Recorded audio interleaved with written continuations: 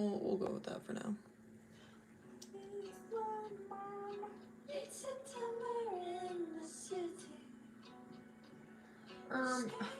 What did he? Hello?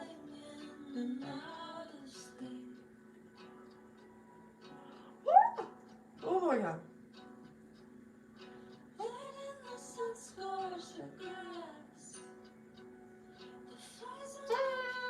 Hello, hello. Hello.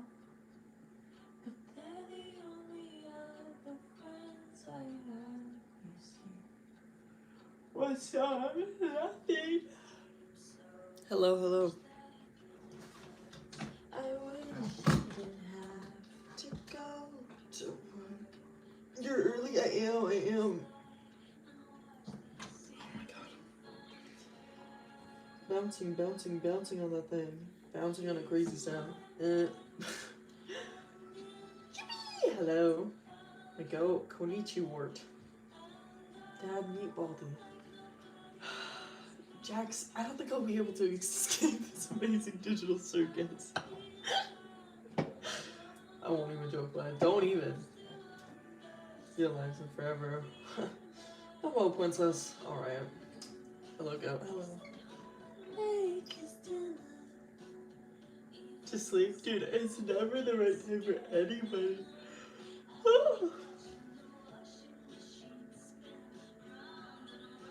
Is that the glorious goat? Yeah, I guess. Do Lagarde?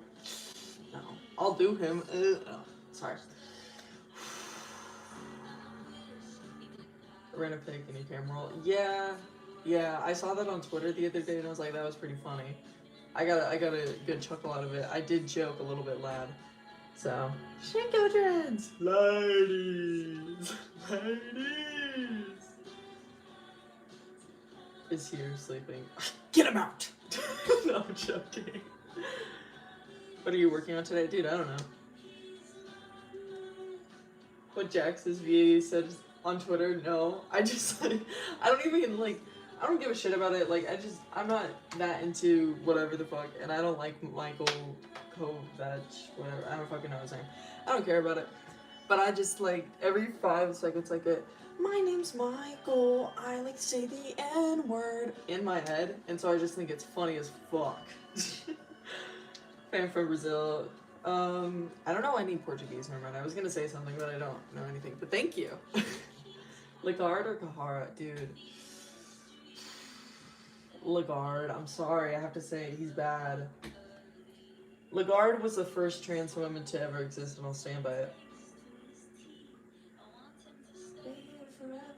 Your next video gonna be on? I'm planning on doing this second part of the sketchbook tour compilation, hopefully. But we'll see. I just finished Beasters. How was that? John Quinn and Mr. No. I don't know. Do you need trauma from your OC? Somewhat. It's not more popular. It's just because Fear and Hunger is known as the evil ass rape game. So, yeah.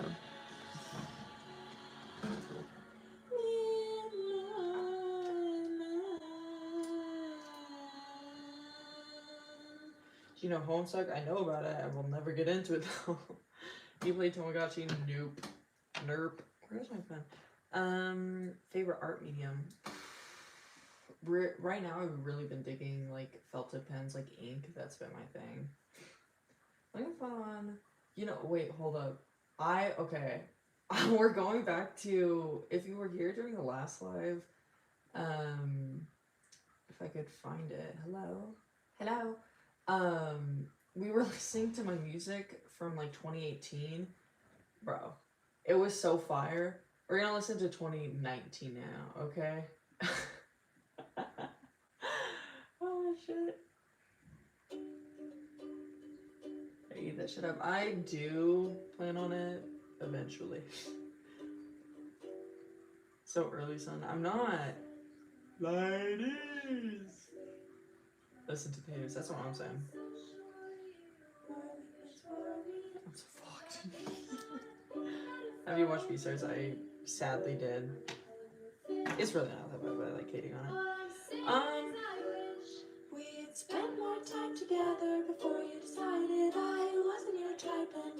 Dude, I used to love this song. Would you consider doing an art fight? Oh, no. Dude, I can't do art fight. That's just not my thing. I don't know what I want to draw today. This is the thing. Looks so fun. Yes, it's blue paper from Hobby Lobby, question mark?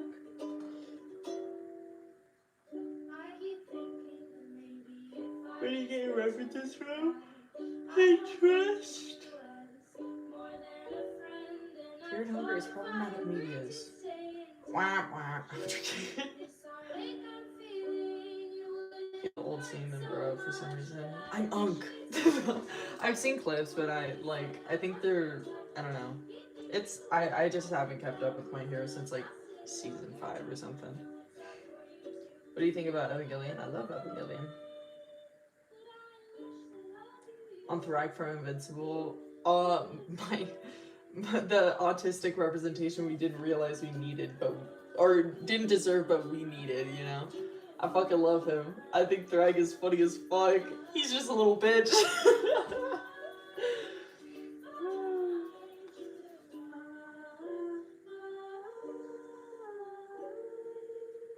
How are you doing in the studio today? Oh, we're joyous. We're jumping for joy.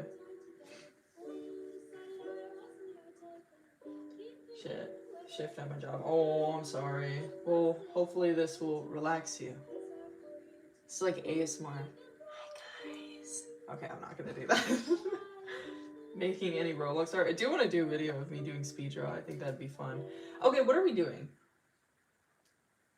He's another Thrag joy. I think he's so fucking funny, dude.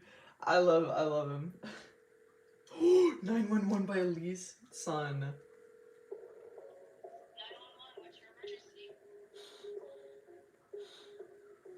Don't think I can take it. Sistine and Leehu.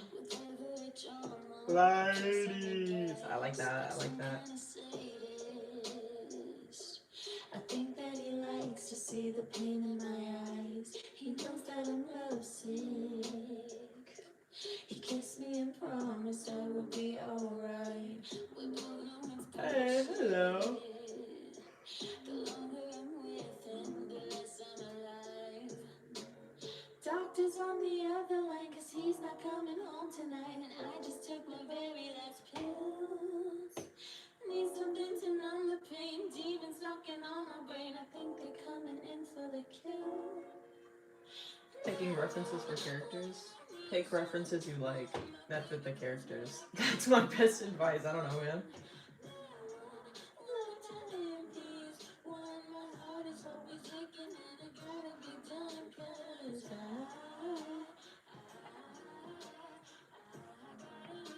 Rewatching the old ones, dead like a Desperate Ex.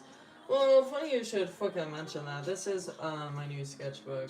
I haven't recorded the sketchbook tour yet, and I want to do the part 2 before I put out 41. So it should be next week, hopefully, or in 2 weeks, I guess. I don't know. So I guess I make 3. I really appreciate it. Give him to them. Doctor's on the other line, cause he's not coming home tonight. I seem to find my bottle of pills. Swear to God, I'm not insane. Did you have a gotcha face per chance? Per chance I did. New gen, no. Draw a horse. We're drawing my vampire slutty OCs. Or one of them's a vampire. The other one's a slut, so I guess it makes sense.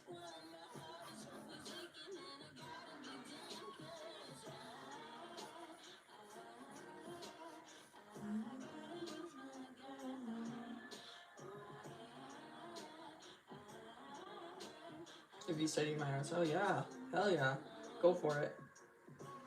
Forgot about this mayor. How could you?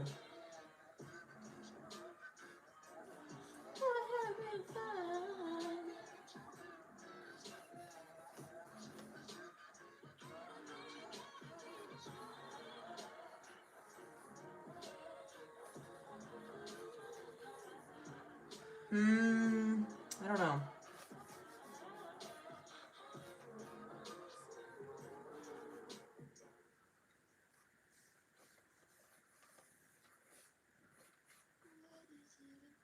Fucking Billie Eilish. Dude, how many Billie Eilish songs are we gonna hear today?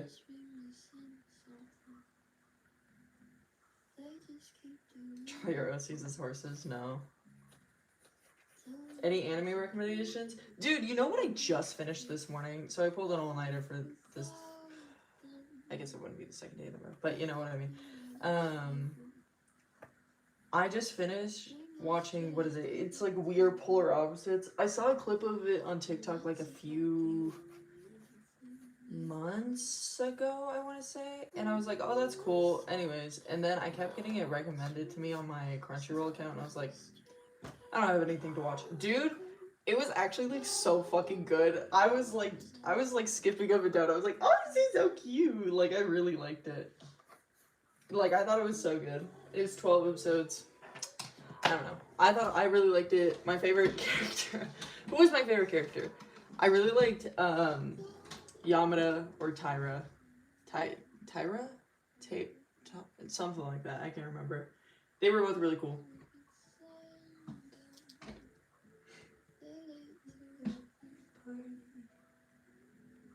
For your star viewers, they're probably sleeping or at their jobs.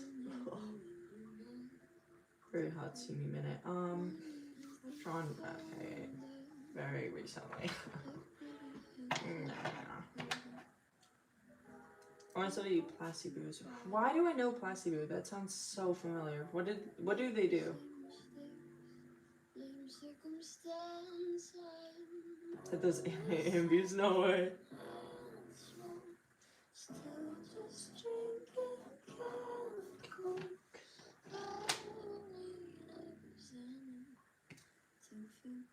Because of the hot glue. Ooh, awful.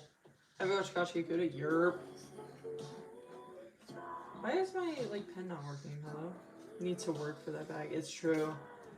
Oh, my sugar daddy's not here. What am I supposed to do? I can't pay for dinner today. Joking. Happy Mother's Day? Is it Mother's Day? No! Isn't it next? Don't joke, lad.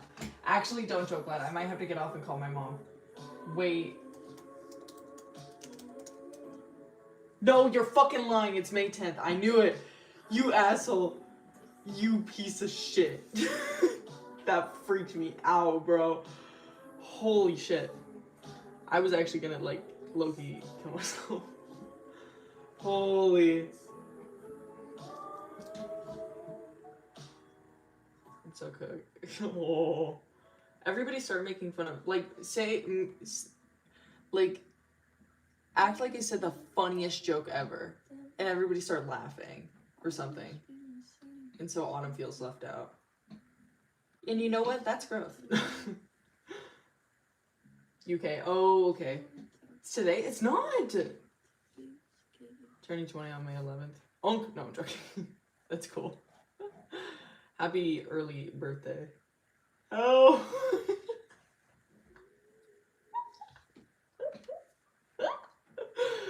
I can't breathe. So dumb.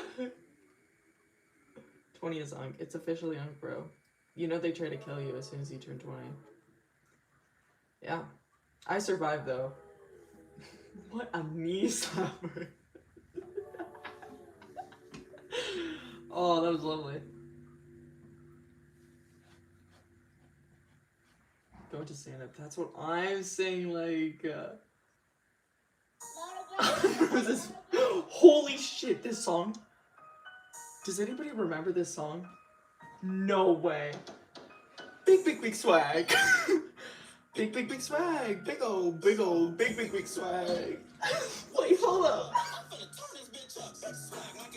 This shit's ass.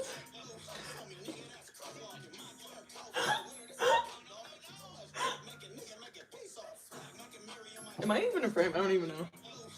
I think so. What is this? Drip walking. This was my number 3 most played song of the year, by the way. I just wanted to mention that. Don't piss me off.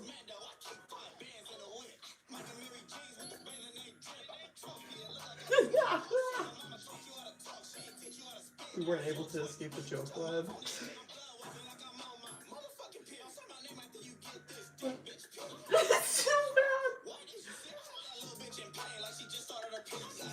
so bad, dude. What was I looking up? Oh, 3D school. What is this? Drip walking, bro. Drip walking. So bad, dude.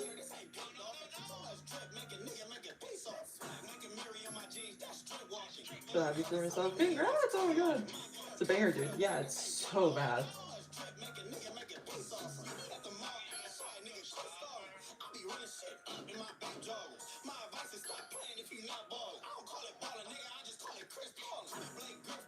This shit's actually so bad. I will turn this off. This is terrible. No. No. Grew up in the six court, wee bonjour. Life was a chore, so she set sail. 1522 came straight to the UK. Do you like this switch up?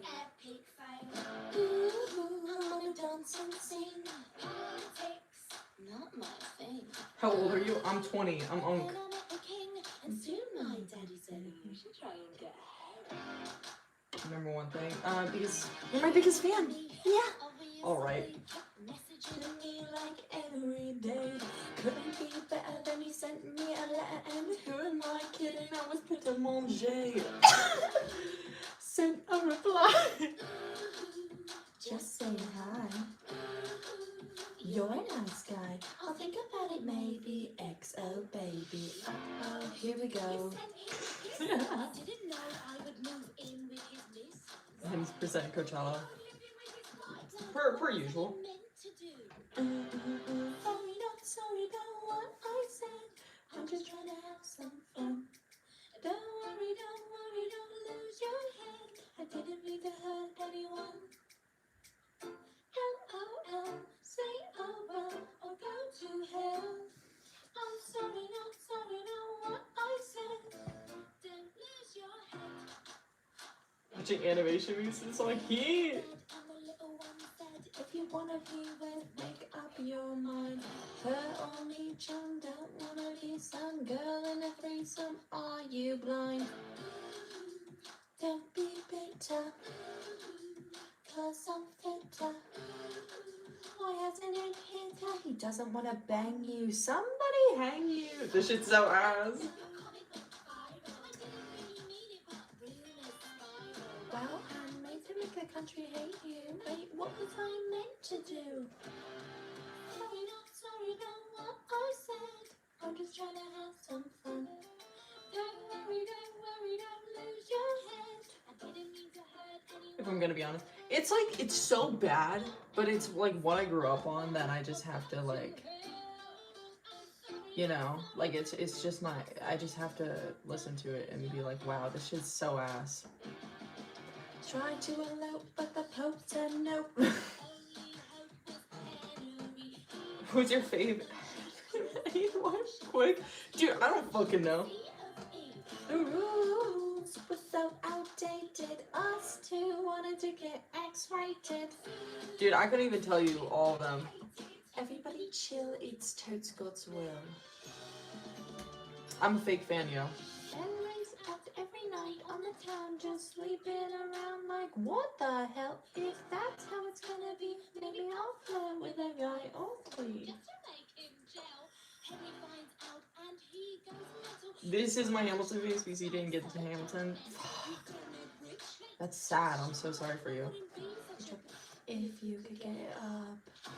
Here we go. And now he's going around like over his head. Happy Mother's Day again. Not Mother's Day, yo. But thank you. Have a good one. They can't hear me, but play Hamilton. It's probably gonna be on this. I will tell you that much. So your wish will be granted shortly. Is it use? Isn't it use? Do you like use? I can't remember. Is he like the Eurovision guy? I don't listen to him, but he's fine from what I've seen. As a Beetlejuice musical fan, I hated Beetlejuice the musical because I love Beetlejuice the movie. Holy shit! Everybody gets high by Mizio. No way. And I was like, it's not the same. because I was a toddler and I couldn't understand that it was actually like pretty decent. I know I listened to a lot of like, I can't remember what this song is. Say My Name. That was like my favorite song.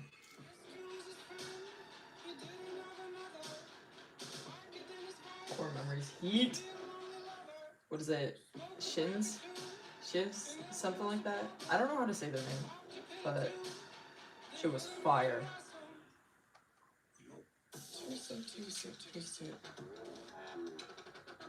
And I trip, and I trip, and I trip. And I'm like, when you bitch, when you bitch, when you bitch.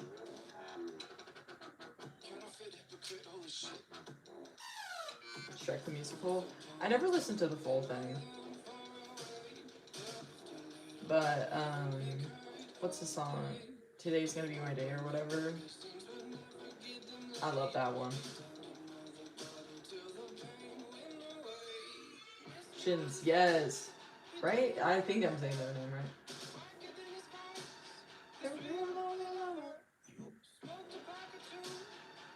You're so cool. Arigato! Alright. First starting YouTube, start posting. I don't know. That's what I did, and then I didn't tell anybody about it, and then everybody found out. She's a go TV. She's so good. I like stole her art style, bro. Hello, welcome.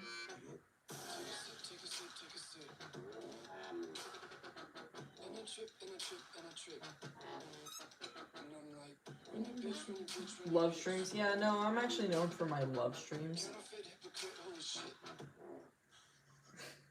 Everybody get tired. Son.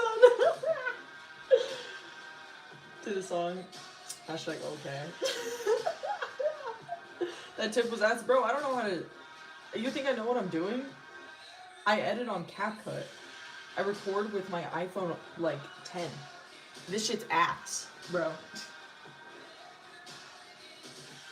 What should I start with? Any suggestions? I feel like Into the Woods. Into the Woods is my favorite musical, so you know. But I do think it is like kind of a really good entry point into musicals because it's like a classic musical. Music is good, story is fun to follow, and it makes me sob. But that's my opinion.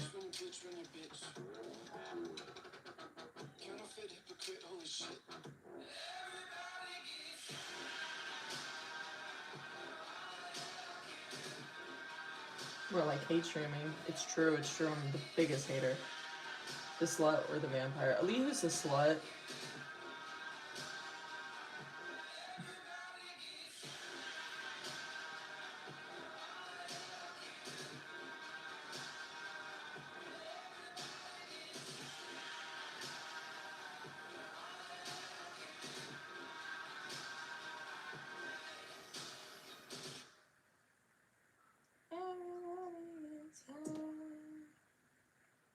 No way. Whoa.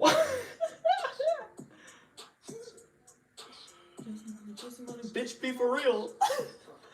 Let's make a deal. Bitch, be for real.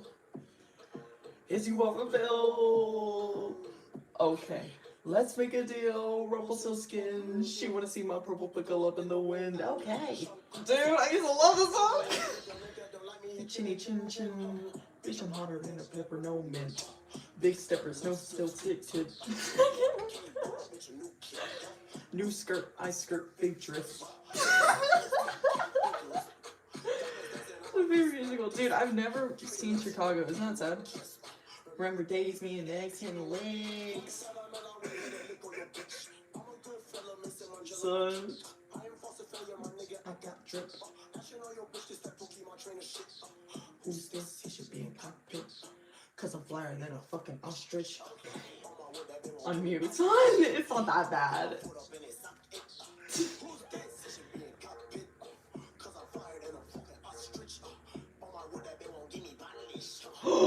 My sugar daddy's here? Guys, stop. Stop.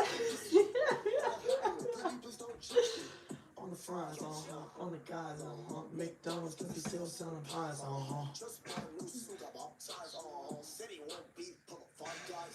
It's so bad. Hold up. Where's my weed, guys? It's our work as we see. Salem. For us? No, I'm joking. I'm joking. Who's this? He should be in cockpit. Cause I'm flyer than a fucking ostrich. I've been torturing my chat with horrible music. Who's this? He should be in cockpit. Cause I'm flyer than a fucking ostrich. Oh my word, that they won't give me polish. I am constructor, that bitch, I got mileage. Damn, have a nice day at work. Leaving me already. Well. Typical fucking typical. Joking. I guess you gotta go to that job. I mean, gosh. Hello? No way! Yes, you've reached Thick Niggas Incorporated. How am I to direct your call? Noise pollution, dude, I'm adding on to it. As long as I say no homo. Didn't I sing this last live? Absolutely right, sir. Anime bitches, I look at her titties and I take her home and we count these 50s. I come to your city, I sneaky your chitty, I tickle her kitty and then I watch Disney. I love me some hentai, I go on X videos. Bitch, I'm deep basing and sticky on Cheerios. Bitch, I'm eating things and fuck to you. Oh shit. Pull up on a shooter. I don't know this part. I know I'm a loser. I tickle your tumor. I find me a bitch that got no sense of humor. It's little come stand, I'm the booty consumer. I take out her shoe and then do the maneuver. And if she act tough, I might whip out the Luger. Ain't know I'm a Kia, I go to Ikea. I soft like a cheetah, she from Costa Rica. Hey little mama, come through, get respected. She take out her shoe, I take out my erection. I suck on her middle toe, Dewey's protection. You can't call me puppy, I teach her a lesson. This shit's ass. I whip on my dick pin and fits like Picasso. I suck on her Uh, I look at her booty hole, eat it like tacos. I respect all women, she better not swallow. She touch on my cockpit, I put it on auto. Suck toes and eat ass, that's the deep on the model. I cut me a Kia, then write her a song. She take off her shoe and I take off the thong. I whip on my dick, she said, baby, what's wrong? Girl, nothing, I'm about to smash like I'm King Kong. Poppy go harder, I nutted a while back. Bitch, I'm deep bangs up hard like the wild back. What is this? Blessing her ears? True. Whipping my weenie, I'm cornered, but calm. Swag. I have to say employed for cat. It was by your choice, your own volition. And then fucking Billie Eilish after this song. Rapping some shit. No, I was never into Cuphead.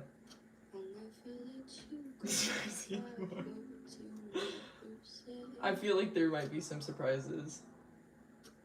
Joy versus exciting nights. After work soon. I'm sorry too. Yeah, everybody should be sorry that Salem has to work. I apologize. One slipped away. Logan Paul rap cat. That's what I'm saying. Say this a lot if you know all the lyrics. Well, that was my number, like, what is it? It was like 5, 6, 7, 8, something. I don't know. Most played song of 2019. So. I'm genuinely so tired. Salem! Oh, I'm sorry. How long's your shift?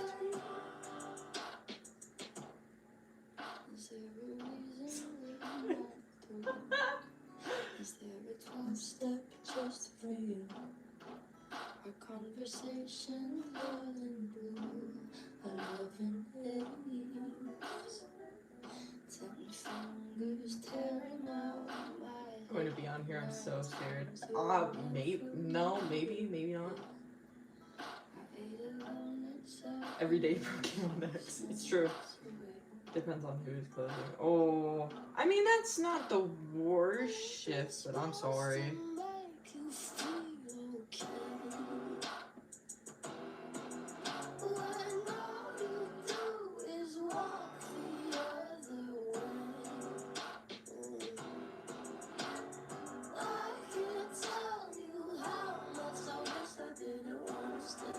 Want me to come for you? Don't even joke, laugh.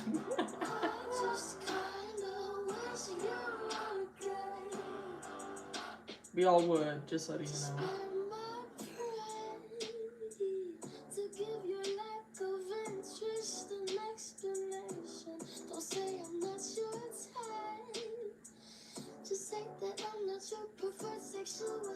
This shit's so ass, bro. I'm done. Get scared? Sarcasm? Son. Work edition. It's true. You got me shaking from the way you're talking.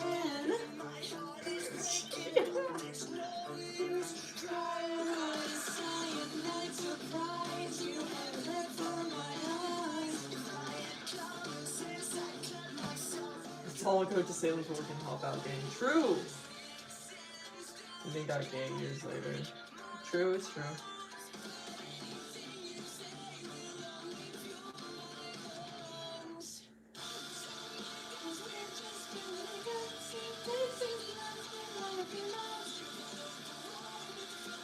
I don't like this drawing. I just like it. I don't like it. Ugh.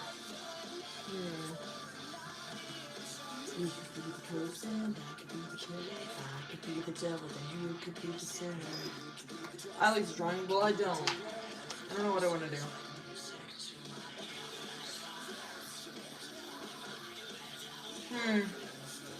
Where are my sticky notes?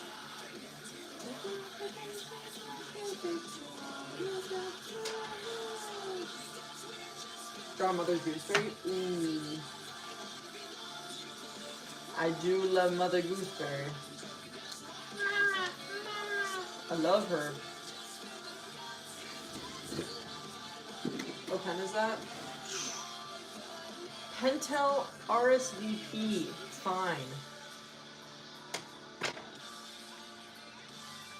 My favorite ever. She's so bad. I love her. She's my fave prime asset.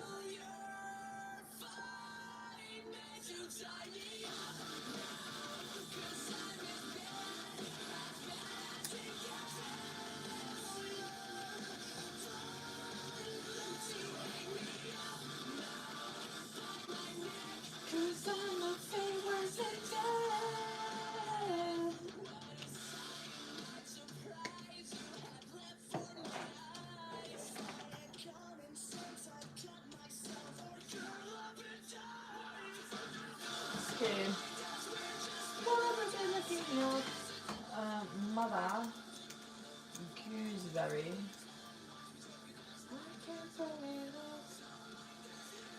Oh.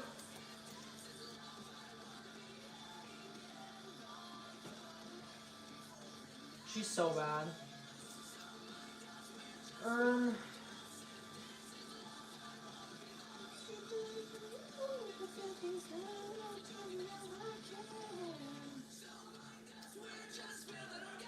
What's your opinion on ants? Like the bug? Ants are pretty sick. I think they're pretty cool.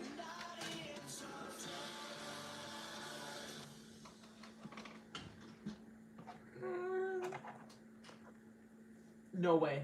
This fuck ass song that turned into like, oh, how do I even describe it? It's like book talk girlies. What's the spice level on this? And it's like they have like their chud ass boyfriend dressed as the main character in a dark romance novel. This is the song. Listen, and I know that it's the truth. All my friends think you're vicious, and they say you're suspicious. Dude, I can't do this.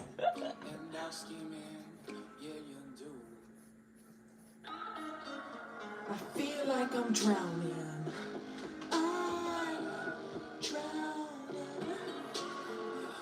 I can't take this seriously, son. Oh my god. What if we had our like face peeling the skin off? Like one of the skins. Son, what are you doing? I'm running. My chud son who I hate. Dude, I'm not okay, going back to the anime, I'm gonna use Elihu's face as like low-key the base. There was a character that straight up called himself a chud, and then they said like what they said wabi sabi and fucking like loser maxing or something, and I was like, who the fuck dubbed this shit? Oh, I'm going backwards, we gotta go forwards. Or maybe I'm swimming. Do I know Guilty Gear? Yeah. I like the character designs, but I'm not into it.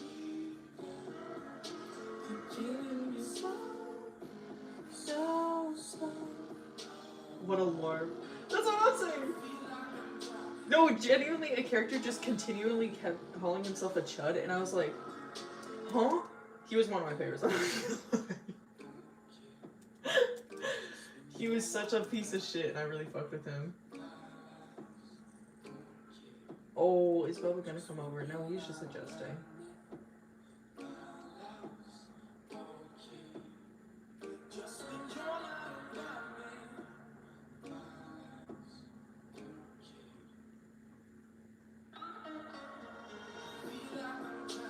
It says Floyd and Chud. Dude, that's heat. Holy shit. You're holding me down, man. You're killing me slow, so slow. I feel like I'm drowning. Stream during the day, I know, right? I accommodate for people who have jobs. Oh! Another Elise song? Is this huge or is this huge?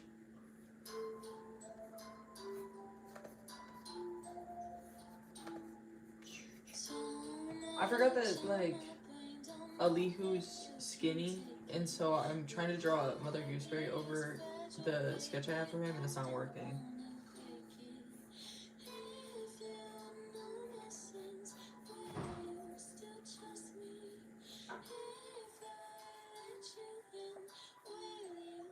One string, that's what I'm saying.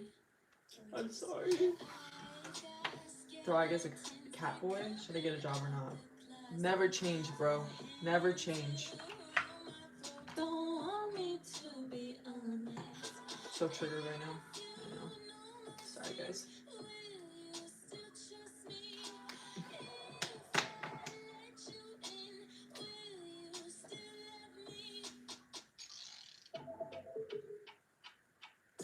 Am I in frame? I don't know.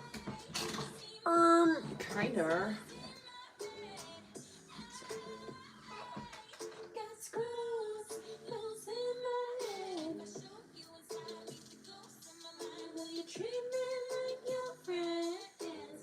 I need a close up of her face because I low-key don't know what it looked like.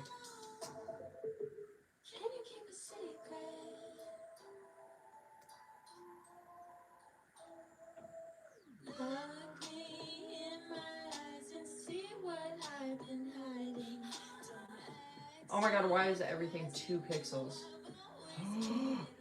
Yeah, I gotta get one.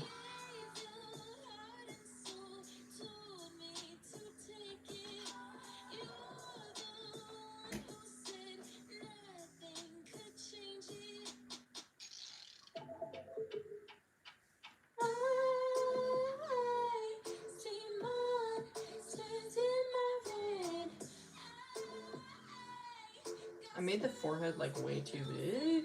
We'll fix it. Maybe. Keep you motivated. Do it! Now! Now! Can you keep a secret?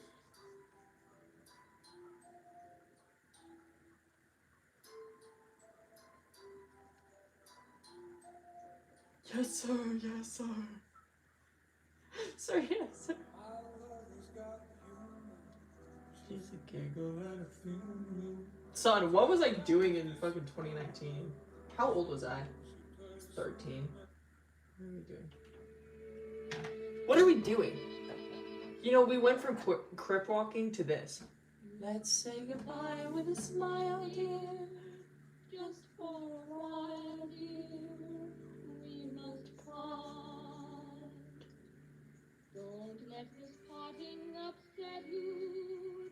I'll not forget you, sweetheart. We meet again.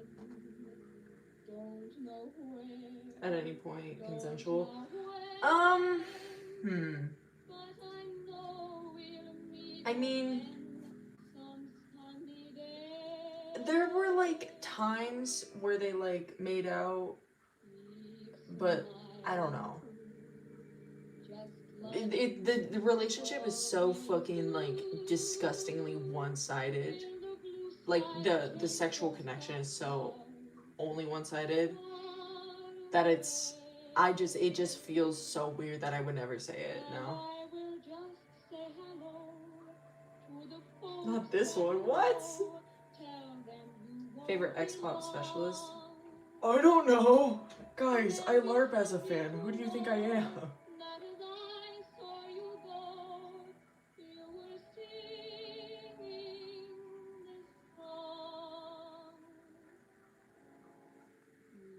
I wanted to have this face like peeling off, but I'm too lazy for that, so whatever. While watching this, dude, that's sick. Survival or creative? This is important.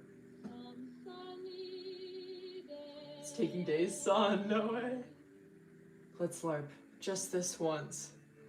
Jen, you're early. Your life's work is dirty. All the fools. You played today? Oh. Well, I'm sorry. I played 911 earlier. I don't know if you heard that or not, but I don't think I would compare it to this. So, yeah. Keep your mouth shut. Shut up. Professional LARPer, Dan. It's true, it's true.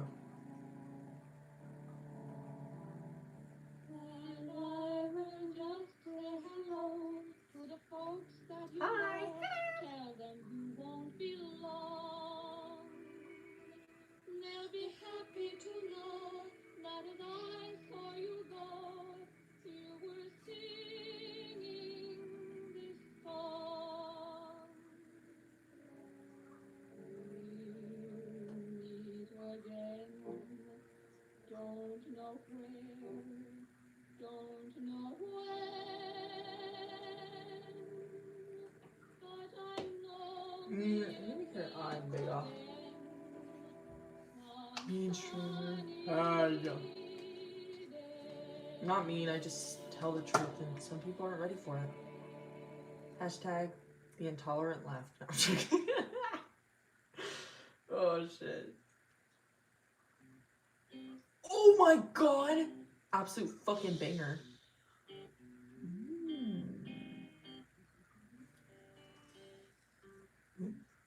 Yeah, it's so quiet.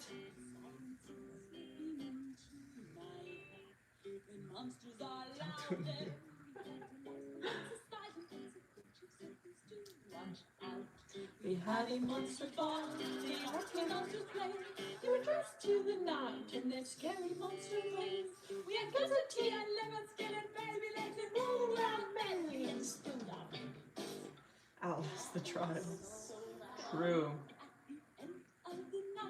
My favorite part is when Easterman says, "You know what, guys? You finally did it. You outlasted the trials." That's what he did, actually. I was there. My little towns are leaping. Oh God, what's that?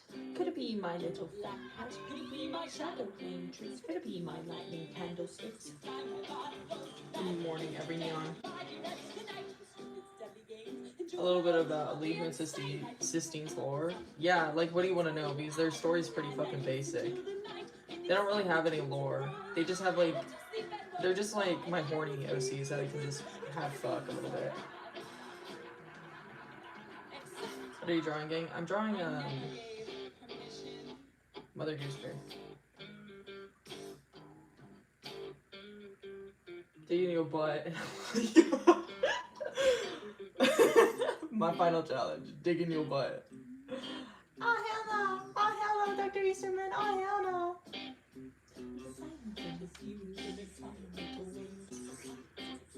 The little ones that rave, the big ones that pound, and the loud ones that hum, and the girls get cute and eat you inside out, inside out, inside out. They eat you inside out. Which wouldn't be so bad if they eat you inside out, inside out, inside out. They eat you inside out. Wouldn't be so bad if they eat you inside out. Which wouldn't be so bad if you don't have permission. They just get inside you and set up on a mission. Get into your brains, get into your heart, just put it on the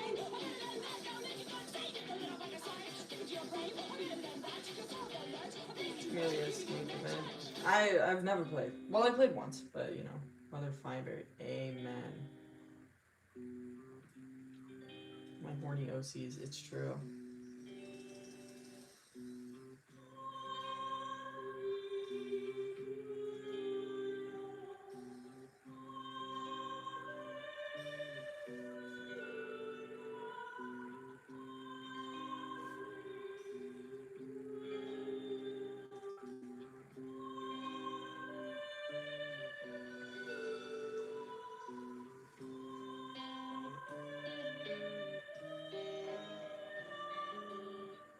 I know the ones like Milo Arden. So Elihu and Sistine are completely in a different like universe from like Milo Arden, Ellie, Atticus, Minze, you know. inside out, they eat you inside out. Which wouldn't be so bad if they eat you inside out. No, it wouldn't be so bad if they eat you inside out, inside out, inside out. They eat you inside out. Sorry, the song's fire. But so they're in a completely different universe where like furries exist, aka just like drawing Elihu with like horns and a tail. And yeah, that's basically it. Sistine has been my self-insert since 4th grade. Originally it was Kiki and then like Kitty and then Kiki again, and then it changed to Sistine and I kept it. But they're just, I don't know, they're just horn dogs and I really like them. Yep. I've had Elihu, I would say since middle schoolish. Oh, I can't listen to this shit. Hell no. Oh, hell no. Holy shit. This song?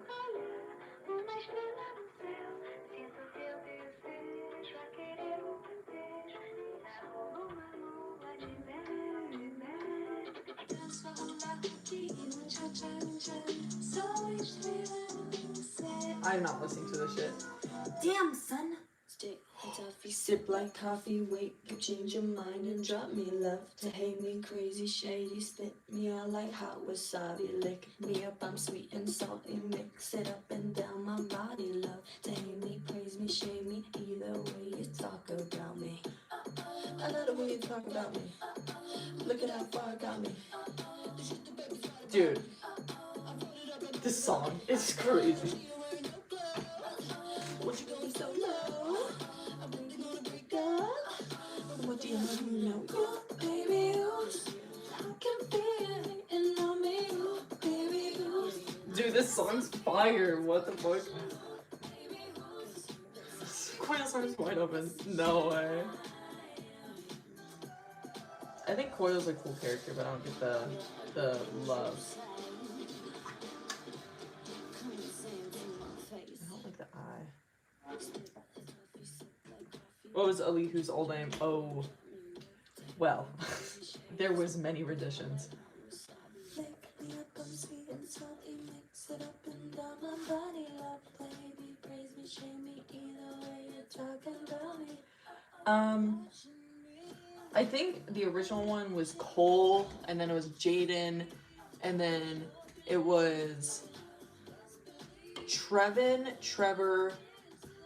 Trevas, or some shit like that. It was always just like a mixture of Trevin, and then Jamie, and then Elihu, and I think that's what I said along.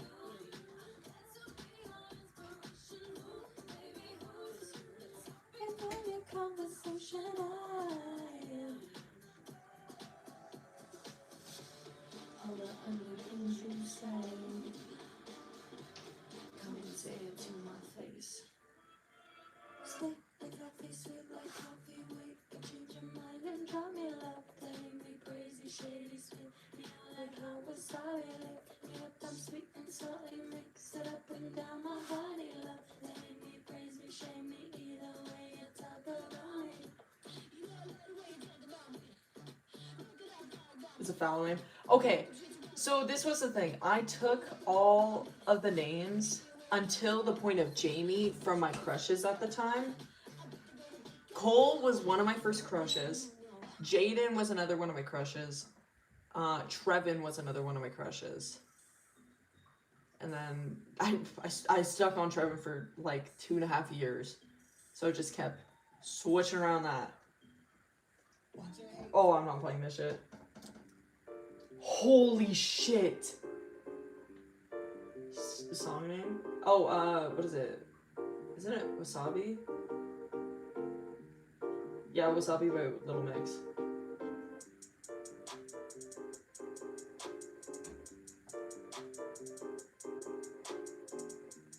For everyone. Dude, I genuinely thought I was gonna marry him.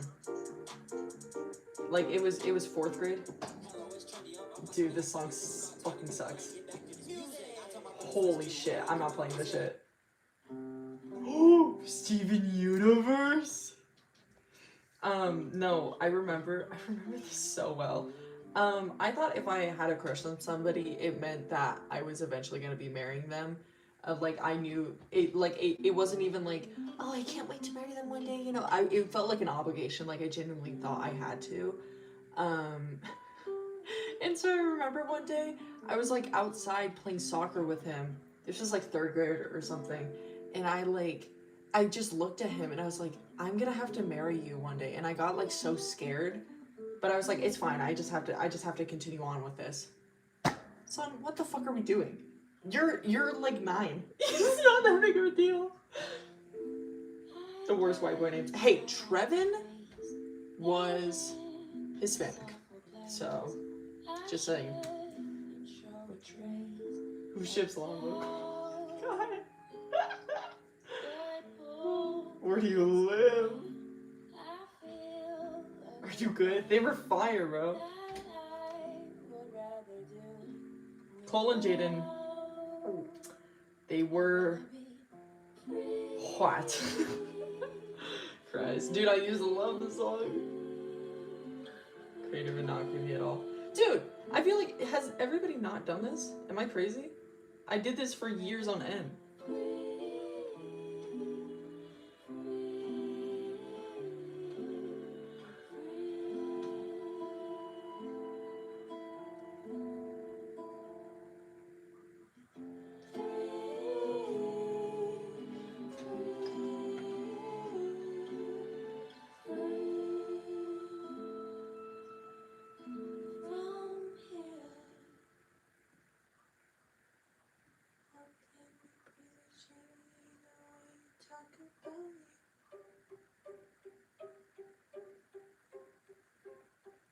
Like, roughly.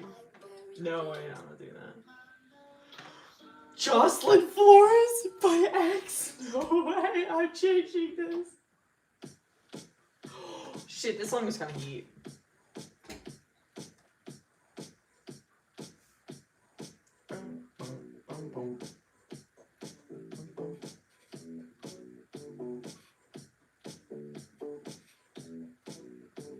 Enjoy yourself, enjoy yourself.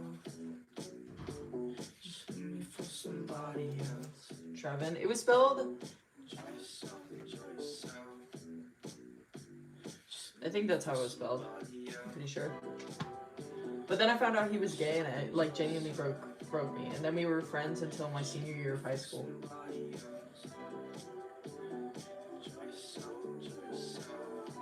Ship art of yourself. So the thing is, Alihu wasn't named after any of my crushes because by the time I was like 13, I was like, I think that's a little corny.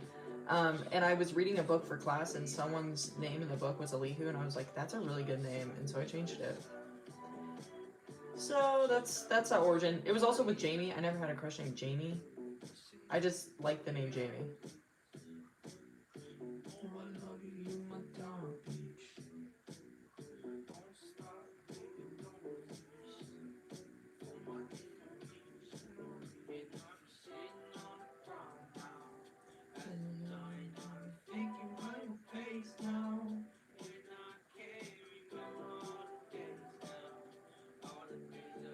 I also found out a few years ago that I've been saying Alihu wrong, but I'm too committed to the bit that I don't care.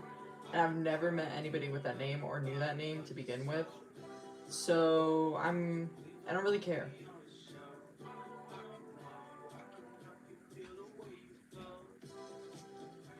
You're wrong when you think you're right.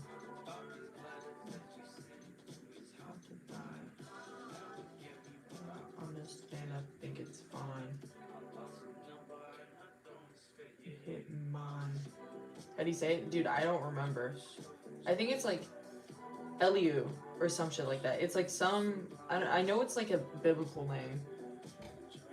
I knew a few Elius. Really? That's crazy. He is my god, apparently that's what it means. Can I look up how to say it? Elihu pronunciation. Elihu. Okay, I'm close. Let me see. Hold up. Hey, can you break this down for me? Google Gemini, get the fuck out of here. Okay, I had it. This intro. We are looking at how to pronounce this name as well as how to say more. How do you say this name? Well, there doesn't seem to be any This guy's scary. consensus on how to ways of saying most common one. Another is Elihu. The fuck, who's saying that? Is Elihu. Elihu. Okay, well I've been saying that shit wrong. Anyways. I didn't know we had a guess. Elihu.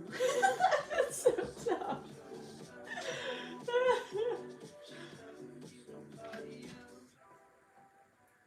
Enjoy yourself, enjoy yourself.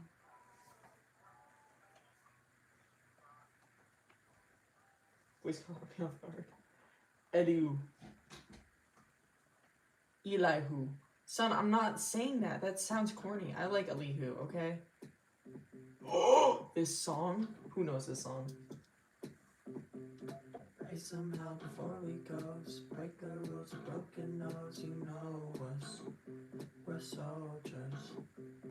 Rips and holes and baggy clothes. Drippy hard from head to toes. You won't budge for no one. Anywho. Don't know where we going, but we mobbing. I used to love this song, dude. So we got it. Getting out our way, you're joining the riot. Hear the sirens? Quiet. Shh. Everything is burning and I love it. Sit and watch the world until it's nothing. Scared of going out inside of public. We the kings now. Take it if you can't afford to copy. Talk about $1 on a budget. So we told her put me in a coffin. Son. No. Fry me on. Dude, you just don't get it. Rips and holes and baggy clothes. Trippy hard from head to toes. You won't budge for no one. Dude, they're fire, dude. This song is low-key still heat, I don't care. Straight to the top, there's no getting by it. Ashes like fireworks in the sky. Don't be afraid of heights cause we flying. Hear the sirens? Quiet. Shh. Everything is burning and I love it. Sit and watch the world until it's nothing. Scared of going out inside the public. We the kings now. Take it if you can't afford to copy. Turn this off. Dude, this song is fire. I don't give a shit. Let's sing now. Pray somehow before we go. Break the rules, a broken nose. You know us. We're soldiers. Rips and holes and baggy clothes. Drippy hard from head to toes. We won't budge for no one. Rebels. You could use a buddy. Don't you want a pal? Yes, I do. Yes, I do. Dude, I just said I hated this musical. You should stick around and kill him. What? Nothing. So then you don't end yourself. Defend yourself. Daddy is the one you should name. Together we'll exterminate. Assassinate. No! She was in cosplay. Dude, not. It seems right. the option. Can bring your daddy so much pain. All you gotta do is say my name. Girl, just say it 3 times in a row, and you won't believe how far I'll go. I'm on the bench, but coach, just put me in the game. All you gotta do is say my name. I don't know your name, well I can't say it. How about a game of charades? Yes, let's play it. 2 words. Second word, drink, beverage, wine, juice. First word, bug, beetle, Beetlejuice. Care about Beetlejuice. Ready? Yeah, okay, go. Beetlejuice. Yeah, Beetlejuice.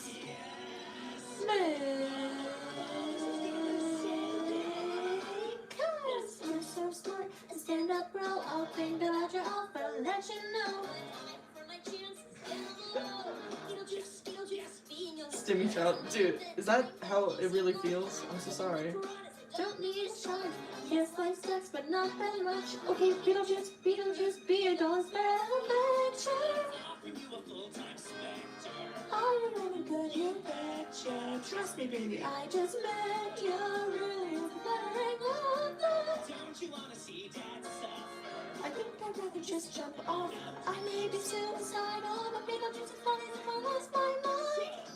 Playing hardball, huh? You are tougher than you look. Just want to make sure I know who I'm working with. Got any references? Lydia, there you are. Are you alright? But when I was, no way. From her, Lydia, this is a dangerously unstable individual. I did not care about the Godfather. Real. Beetlejuice is smart. BJ is a graduate of Juilliard. He can't help, we found him on you. Our job was all landed on the day that we befriended him. Then we find the truth. Beetlejuice, Beetlejuice, Beetlejuice.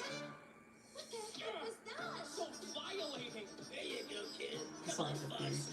Real. What was that? That was possession. Any ghost will do that in less than 1 lesson. Any ghost? Pretty much any ghost will do, sure. Beetlejuice. What do I need you for? Beetlejuice in the movie was one of my first childhood crushes. He's so, like, genuinely still. He's disgusting. Ah! Lydia. What? He was already dead. But like low-key, 7-year-old me saw him and I was like, Ah. I was so in love with this dude. You did something like Sam. The surprising statement. It's true. Can we possess him? So he wants a perfect daughter. I'll leave that lamb to slaughter. Yeah, I got game. All you gotta do is say my name. But oh my gosh, down. Put the game down and take a shower. I'm literally about to hit a clap. What was your worst childhood crush? Dude, I don't know. I don't know. I feel like I had so many. We went. Sorry, MXM tune. Whoa. And lately I just can't seem to have any fun. We went through my like hear me out a few like I don't know, a few streams ago, I think. I think the one that people disliked the most that was from my childhood was the SAO on-card castle. I think that was my worst one. But I was like, I love King Boo, I love Chain Chomp, Bullet Bill, Bill Cipher, the Lich, oh yeah. Okay, Beetlejuice, and then Barbara and whatever the guy's name from Beetlejuice, but like when they had their faces all fucked up, like they like stretch it out. Yeah, that was my fave.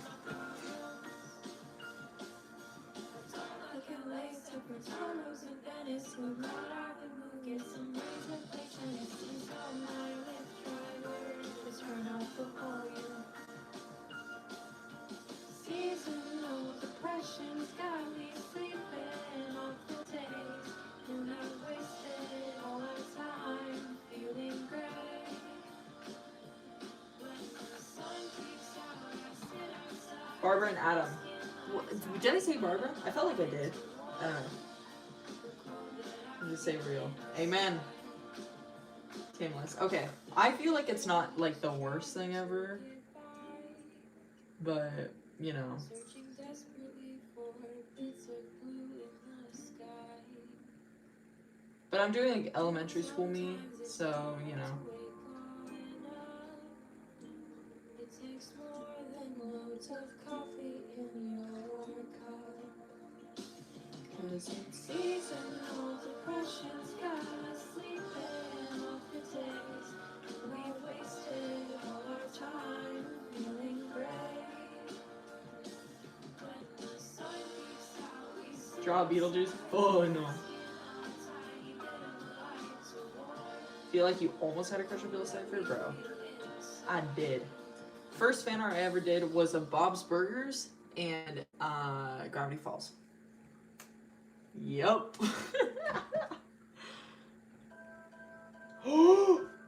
Fucking banger. Wait, I'm re-downloading this. Hold up. I'm a bad girlfriend, I'm a bad girlfriend. You cancel plans on me, I cancel lies on you. Say I'll be back early, I don't get in till 2. You ask me where I've been, I tell you something vague. Think I messed up again, what can I say? The monster that she hates me, thinks I'm fucking lazy. You first keep on telling you to Real. leave me 'cause I'm crazy. Hippo and the giraffe from Madagascar. Bro. Real? I have to say. I'm a bad girlfriend, I'm a bad girlfriend. You tell me your birthday, I forgot again. I'm a bad girlfriend, I'm a bad girlfriend. Jack Skellington. I didn't even watch the movie. I don't think no, I've never seen Nightmare Before Christmas. So I thought I did, but I saw Corpse Bride. That's what I watched. Bob's Burger fan art. Yes. Okay, well if we're talking about who was my favorite from Bob's Burger as a kid, I was a little bit in love with what is it, Mr. Fish Odor? The really rich asshole that had the eye patch. I was in love with him, bro. I'll stay another day. You trust me with your keys, and I'll fuck up your car. You gonna stay with me? I'll break your heart. 'Cause I'm one in a million, or like in a billion. I don't think it's cheating if I'm kissing other women. Was Tails? Dude, I had a fattest crush on Tails too. Oh my god. Decorate method to your madness? I don't know. I just do what feels right, I think. I love him, but I don't think that you're funny. I'm saying 'cause you give me all your money. I'm a bad girlfriend, I'm a bad girlfriend. Be them or be with them. Dude, me with Asuna from Sword Art Online. I was like, no, I just want to be her, but then I would be mad at Kiritobi, so I was like, you don't deserve that. He saw. Or Kitagakure from Blue Exorcist. Come on, bro. I was in love with her, but I also wanted to be her. I just wanted to be that, like, dude, she was just so sick. You should be with someone else.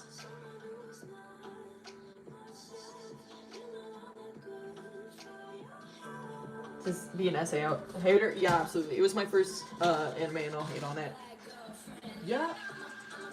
I was talking to one of my friends. I might have already said this before, but whatever.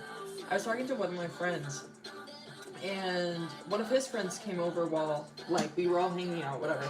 And I saw that, like, they were talking about getting tattoos, and the guy that, like, I rarely talk to was like, yeah, I think you should just get whatever you feel like, and, you know, I don't regret any of my tattoos, and, like, I just, you know, I got them like, being 18, you know, whatever, and I look at his arm, and I'm like, that looks really familiar, like, what is that?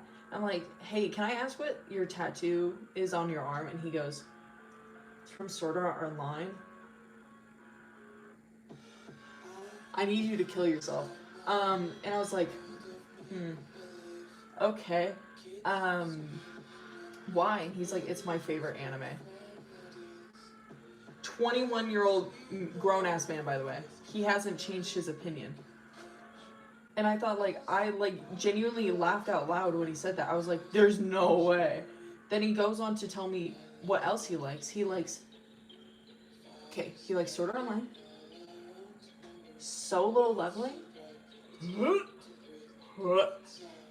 Oh my god, what else? It was just, like, the worst shit I've ever heard in my life. Oh my god, it was just, like, it genuinely made me so fucking angry.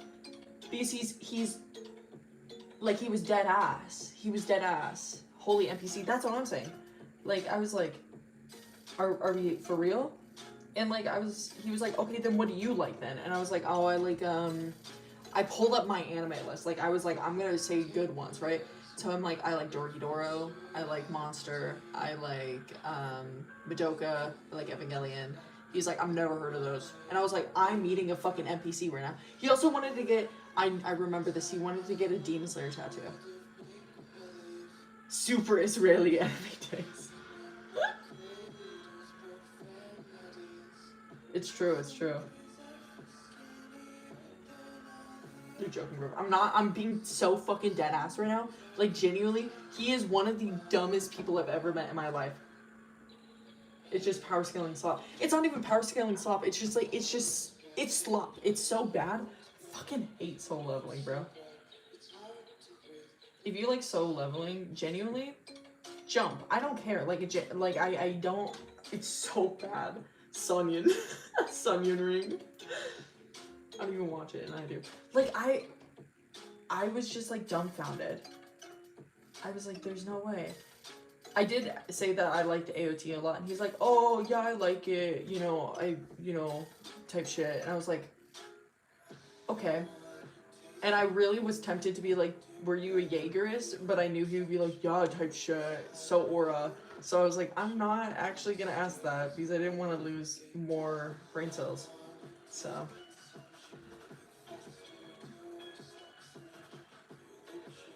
yeah, it was an interesting experience, I think.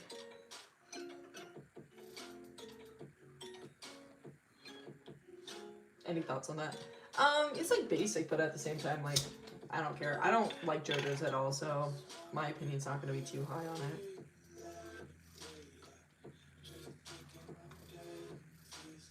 Guy who watches TV with mouth open and drooling. Yeah, I love solo leveling. Exactly, bro. I will say that he did pull a really funny bit the other day that I heard about through my friend. So he's in the military, and like, I guess he was like pulling someone over, and he made a bet with one of his like coworker military guy. I don't fucking know. I don't know how the military works. And it was like, how many times can you say meow in one conversation before the person catches on? And he said meow 7 times apparently. I think that's kind of tough. Like, that's a great use of your power. Like, I think he recorded it. I wish I had the video. But there was like a part where he's like, I'm gonna need you to step out of the car right now. Like, dude, that's so fucking funny. That's so fucking hilarious, bro. Ooh, this song's heat. I'm not even gonna lie. Of course he's in the military. What can I say, bro? He's a brick. He's genuinely dumb as fuck. But... and I really can't talk to him about anything, but he has a vibe that's decent sometimes. Kirito tattoo. No. Holy shit.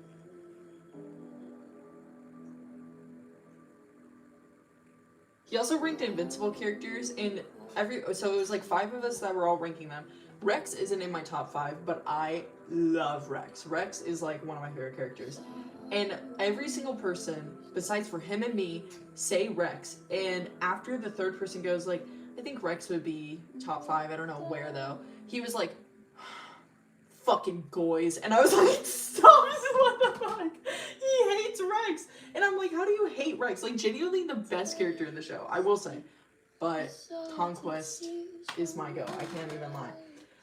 I genuinely was like, he hates him.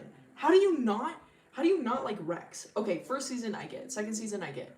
Third season Rex? Are we dead ass right now? He's like, I just don't get it. He's overhyped. He's overhyped. his character's lame as fuck. He doesn't do anything. I'm sorry, spoilers. He blows up his fucking skeleton. I would say that's doing more than Oliver. I would say that's doing more than Oliver. I'll say that. That shit genuinely low-key pissed me off, but at the same time, he wasn't in my top 5, so I really didn't say anything. And I just based my top 5 on, like, who I think is the hottest. So, whatever. I just had to say that. Clone Wars mention. Tong tong tong tong tong tong. No way. Holy shit. Bottom 1 invincible character. Immortal? You mean mid-mortal? Dude, he's dead last. Him and Duplicant, dead last. Who else? Like, who are the worst characters?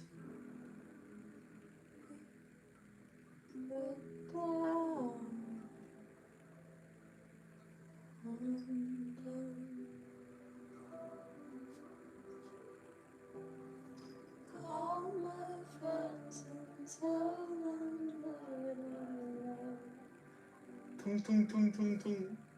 Didn't you say you didn't like Adam Eve? Okay, I don't like Adam Eve. I don't like what they did with her character, but I said it in I think it was my most recent video.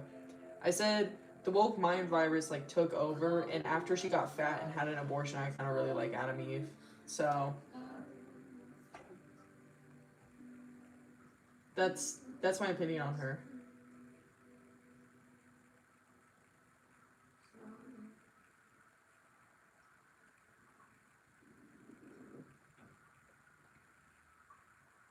Powerplex.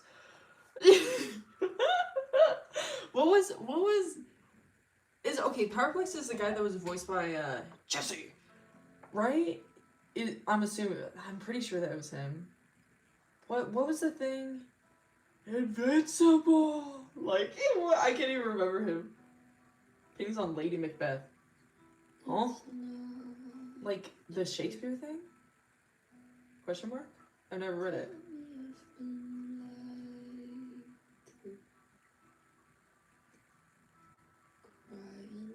Oh, Adam Steve.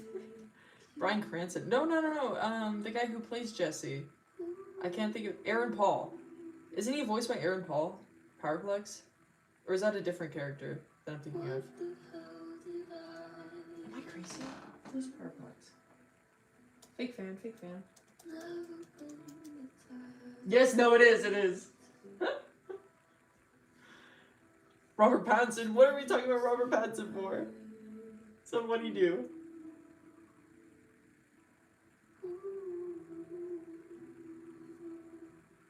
I wouldn't even keep you as a slave in my empire.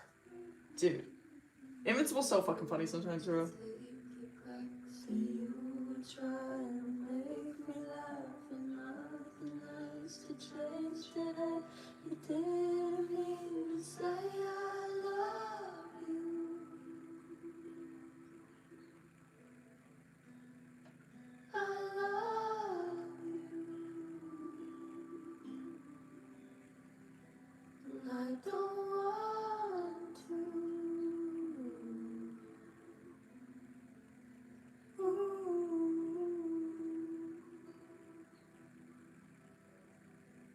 Be so ass, but dude, it's hilarious.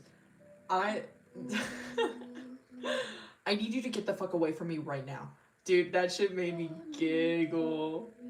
This season's so bad, but I don't even care. Because, like, Homelander and Soldier Boy and... Yep. Don't talk to me about Kimiko. It's, like, it's so sad. But whatever. Yeah, you wanna fuck me like a good boy?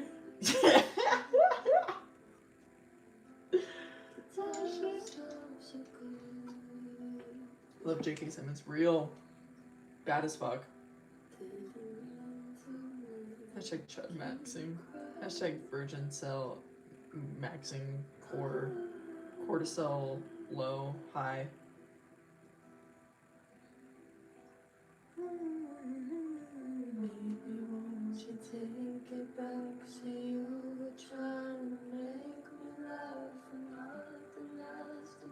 Genuinely, Okay, all I did as a fucking, like, 12, 13-year-old was listen to Billie Eilish. What did I need to listen to Billie Eilish for? There was no point. Gosh, I'm so incel core. He's too funny to hate. Dude, him in the most recent episode, he's just like, oh, he's so fucking weird. Oh, I really love him. But he's my sexual freak.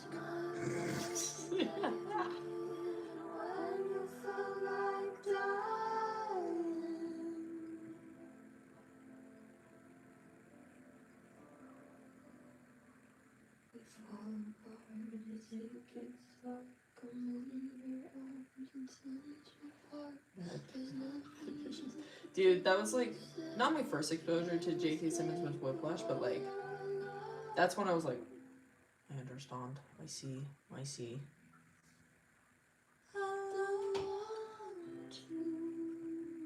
Yeah, I know the lyrics, guys.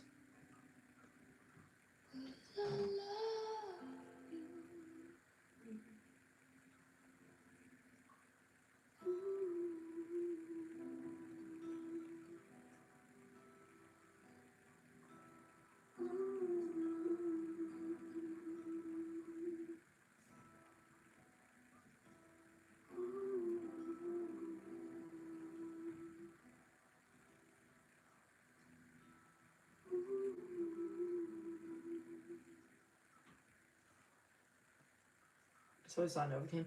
Okay, I tried to watch Novocaine, but I was with a group of like 11 people, and a bunch of shit happened, and like, so I didn't watch one fucking. Holy shit! This song. I didn't watch one fucking bit of it, but I still don't like Jack Quaid. I just don't think he's that attractive. She got me going psycho. She's got me going down. I'm fucking skipping this shit. Blueface? No way.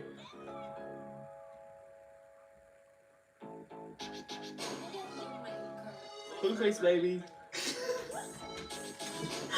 No way. Pull up on your block, then I bleed it. Slide it. No way. On your block, then I bleed it. Slide. That's actually fucking wild. So bad.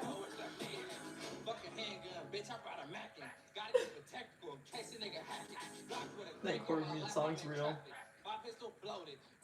Loaded. Don't even notice.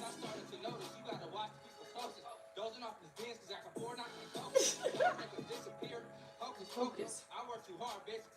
Cal, what is this? Bleeded by Blueface? You never had a Blueface face? Pull up on your block, then I bleed it. Slide.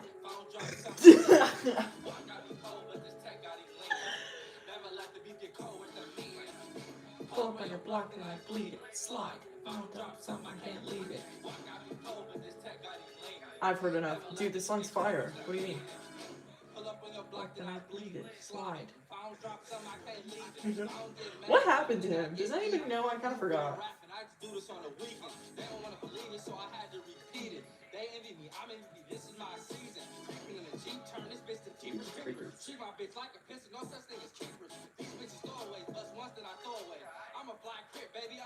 Oh, turn it off. Never liked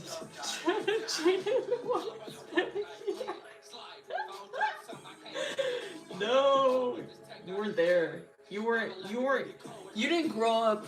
The streets raised me. I grew up in Wyoming.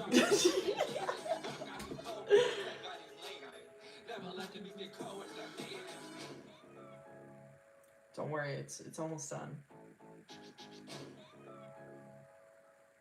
We didn't repeat that line.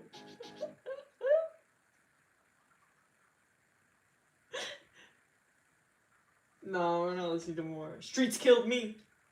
Streets killed me. Holy shit! Does anybody remember this song? Our streets of Wyoming suburbs. It was the mountains, bitch. Wait, I've been eating beans. This shit's so good. Ooh, the ghetto. Oh shit. Baby, I'm a bad boy. I'm gonna hurt you. I need a therapist and a perk too. Son, no way.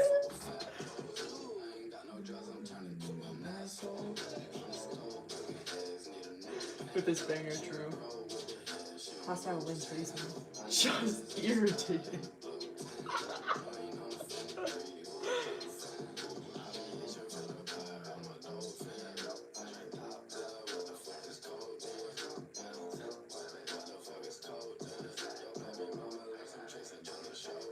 Look scared. That's probably your best option. Small Rockies town. No, it was.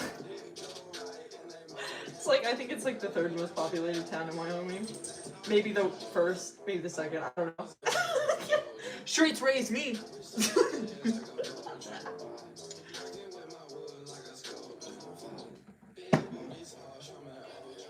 Watch myself live. Dude, my water's making crazy noises. I've frozen by accident, and now there's like air bubbles coming out. That was kind of lovely. Sorry, I got really excited over that. Hi GCC. Hello. It's the Dollar General's raised me. So dumb. I'm like trying to think of like something that's like Wyoming. I don't know, man. We don't have culture. The state rodeo raised me, bitch. No, I'm joking. So fucking dumb. Oh shit.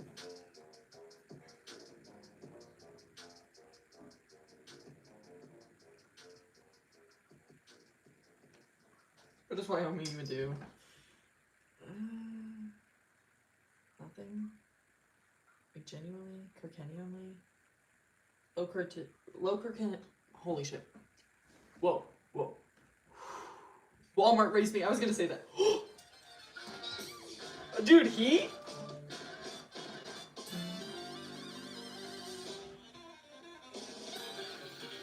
Heat.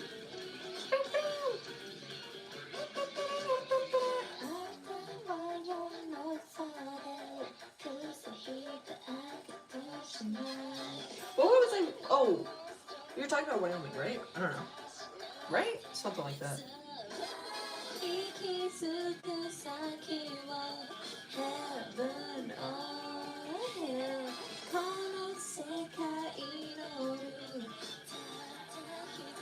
Liberal Washington State. Liberal.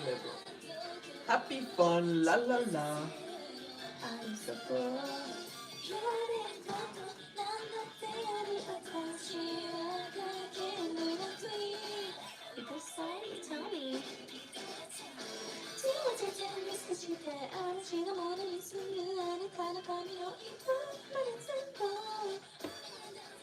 Streets raised me. That's gonna be stuck in my head all day.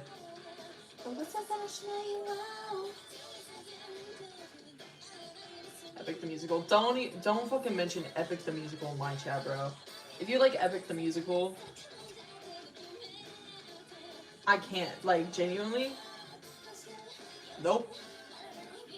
I'm gonna keep my opinions to myself. I'm kind. Miami?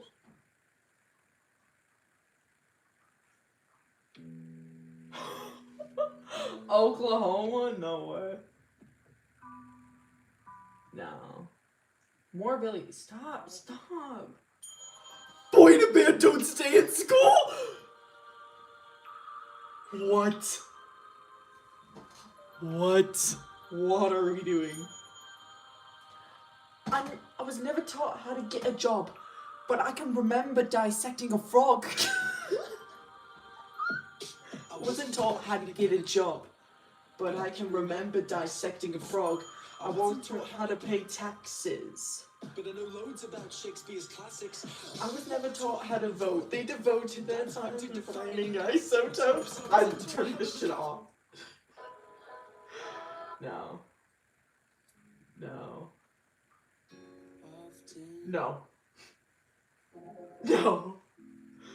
This shit's so... Ooh, Hercules? Oh, yeah. We know some. Don't stay in school, but goes after a minor? Wow, wow. Actually, was he a pedophile or did he abuse his girlfriend? Or both?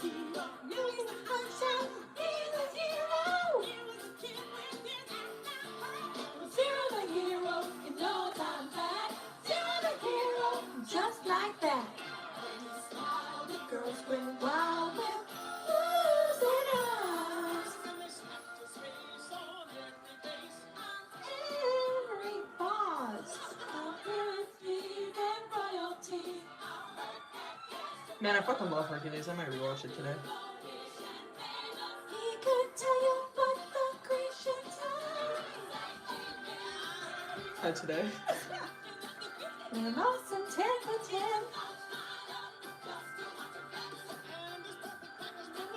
Pretty pets. Easy conquer.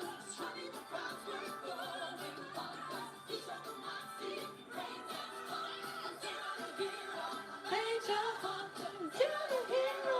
And who'da thunk? This song's so fucking good. Who got the grand gladiator? Hercules.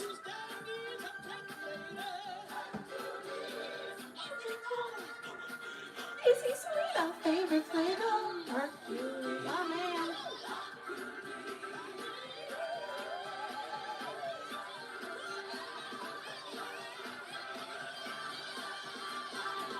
What's my soul? Hercules on a roll. Undefeated. Riding high in the nicest guy. Not conceited.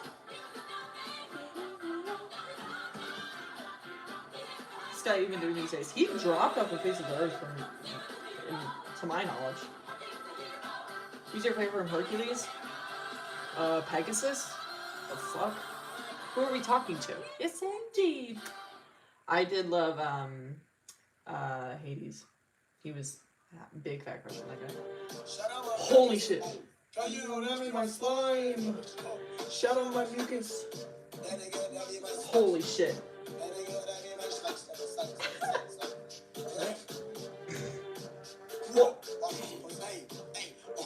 Naruto 9 tail Pacho. I feel like a Gucci athlete. Bird. Dude, I used to love this song. Water.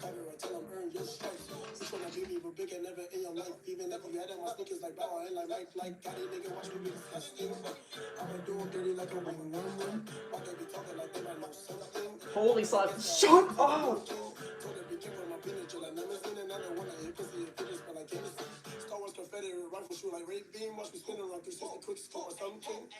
Straight ear pollution.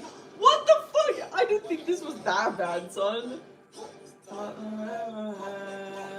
Okay, like bills on me blue, like a bruise, better yet, Bruce Bruce. Bills on me blue, like a bruise, better yet, Bruce Bruce.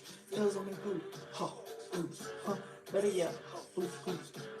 If you would have preferred fucking Boy in a Band over this shit, you're racist, and I'll stand by it. I'll fucking stand by it.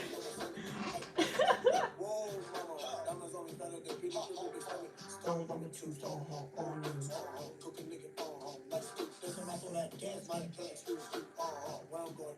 Dinner with JC. Hey. Wow. Wanted Boy in a Band.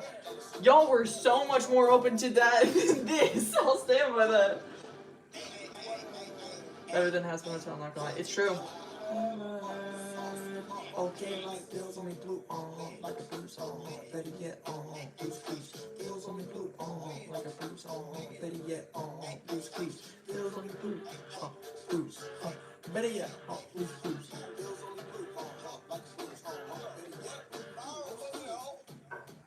Even Has Been Hotel better. I'm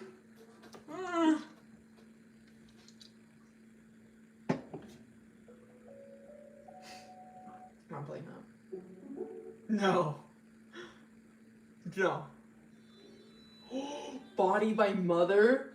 Mother, not Mother. full name. Sorry, we're on a first name basis. So, sorry guys. Shut the fuck up. Just go in the gym, please. No way. Take my eyes, take them aside, take my face and just I don't know what the fuck is this. All right. take my hands, they'll understand. Take my heart, pull it apart, and take my brain, or what remains, and throw it all away. 'Cause I grow tired of this body. Mother 6'7", mother 6, mother 7. Kill yourself. Drop dead. Take my lungs, take them and run. Take my tongue, go have some fun. Take the ears, take them and disappear. And take my guts, take them for parts. Take my This- teeth, tear through my The only fire song besides for Respectless. What is your music taste? Okay, can I be honest? I think Respectless is one of the worst songs I've ever heard in my entire life. It's genuinely like, on Hazbin Hotel's standards, it might be the worst song, and I'll stand by it. Take my tung tung tung tung Sahor. Shut up! Oh, God! I can't do this. Oh my god. take my eyes, take them aside, take my face, and just a cold arms and legs. She's talking 6, I want 69. Or 67, I want 69. Okay. Best and worst stream chat I've ever seen. It's pretty bad, yeah. This is rough. I don't think it's been this bad in a long while. If you don't, you know. I'm trying to see what color I like. I want red.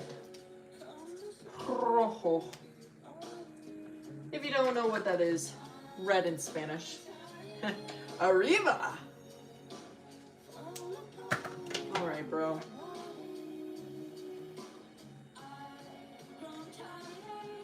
Oddly tame today. I think it's because it's not late at night and it's not the usual people. It's more normies than usual. Okay, I'll kill myself. Sorry, that was bad.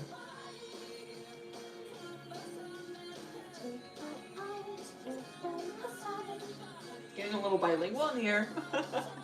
Arriba, arriba! I feel like a Renaissance man. It's true. It's true. Guys, wait! Holy shit! Did you guys see my I don't know if it was on my story on Instagram like a few days ago. I don't think I talked about this on a live. I didn't even remember doing this, but in 4th or 3rd grade, I did a time capsule for me 10 years later. So I wrote it to myself when I was 10, for me when I'm 20, and I finally got it. I don't remember doing it, but dude, it's genuinely the funniest shit ever. Prom Queen by B20 song. Wish I was like you. I saw that. Dude, genuinely one of the funniest things I've ever seen. If I could find... Yes, I have it. Okay, let me read this verbatim. Also, I'm skipping this song because it's ass. Okay, we're going back to that later. But, okay. This is what I wrote to 20-year-old me as a 10-year-old. Dear future Kate, hopefully Kitty. It's a school day on April 26, 2016. My friends are Jaden mentioned, Drake, and Grace. Like I said, I mentioned Jaden. And I hope we are still friends. We are not. All of them are Trumpies. I haven't talked to Grace since, like, end of high school. Because, okay, we had a big falling out in middle school because she outed me to her parents. And I was like, you can't do that. Honestly, it wasn't that big of a deal. But the last time we talked was last day of senior year when she told me she thought my piercings were cool. And then I saw her at a Charlie Kirk rally. I was like, okay, never mind. So let's talk about you. Are you in art school? No. Do you have a boyfriend? No. I'm 10 years old. This part's the funniest shit I've ever read. You are 20. What do I look like? Circle your choice. A. Fat. B. Skinny. A. Pretty. B. Ugly. A. Fashionable. B. Unstylish. You're 10. Genuinely the funniest shit I've seen. Hey, I'm the only one who got 100% on my math test. Wasted potential right there. Oh, that can be mentioned. Go live early as hell. I'm sorry. Sorry, it's the funniest shit ever. Am I doing my picture on What's the Hill of Starry Night? I don't know what the fuck I'm talking about. Every time I think about it, I can slightly remember what I'm talking about, but I'm not sure. Am I the next Leonardo da Vinci? No. No, actually. The last sentence is, in my dreams. From 10-year-old Kate with a little cupcake doodle. Genuinely one of the funniest things I've ever seen in my life. Thank you, 10-year-old me, for that. Dad? Oh, hi, Vanessa. Dad, what are you doing? Well, I'll be honest, I don't really understand, but I fell down this hill and I had glue on my hands and I got records on my fingers. Records on my fingers, I got records on my fingers and I just can't stop. Don't stop, can't stop, I got a platypus controlling me. What? I got a platypus controlling me, and let me sum it up with a strange set of circumstances. This song's fire, I don't give a fuck. Welcome back, Leonardo da Vinci. Stop. I got that gay allegation, you know. I'm close enough. Platypus controlling me, what? Metaphor for what is bringing you down. My corporations are a platypus. My teacher is a panda. Shit's so dumb. Oh, turn it off. What the fuck? Don't turn off Phineas and Ferb. This shit's... It's so heat. Anyway, towards me, the platypus controlling me is underneath the table. Hey!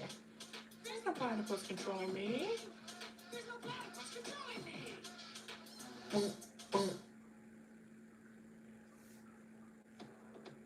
Oh, heat! To your 30-year-old self. Dude, I should. I got heart, I swear I do, but just not, baby, when it comes to you. I get so hungry when you say love me. You know what's good for you. I think you're hot, I think you're cool. You're the kind of guy I'd stalk in school, but now that I'm famous, you're up my anus. Now I'm gonna eat you, fool. Did you know you wanted to be an artist? I had no other interests, so I just say 15 years because 5 years old makes sense to me.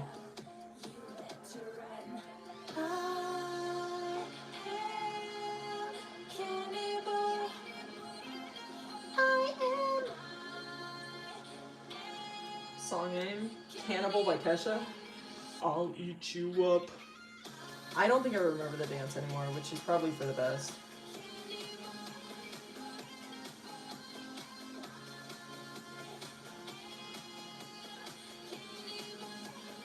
I'll eat you up. Whenever you tell me I'm pretty, that's when the hunger really hits me. Your little heart goes pitter patter. I want your liver on a platter. Use your finger to stir my tea, and for dessert I'll suck your teeth. Be too sweet and you'll be a goner. Yep, I'll pull a Jeffrey Dahmer. Bubba's woken up and he's saying hi.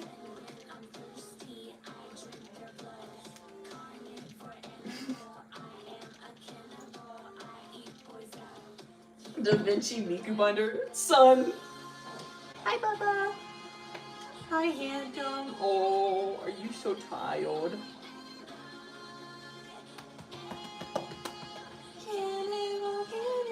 I'll eat you up. Yeah, I'll eat Bubba up.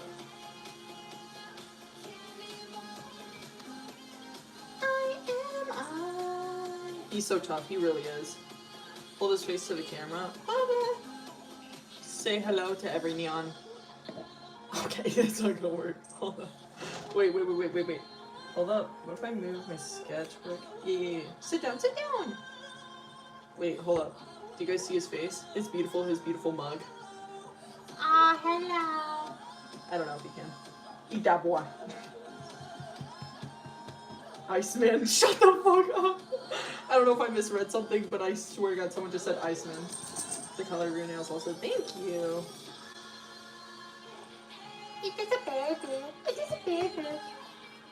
He's mocking us. He does mock.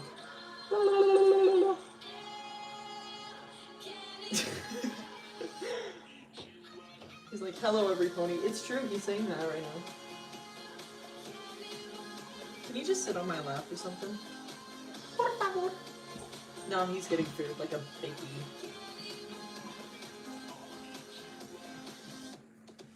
I love you. I want you.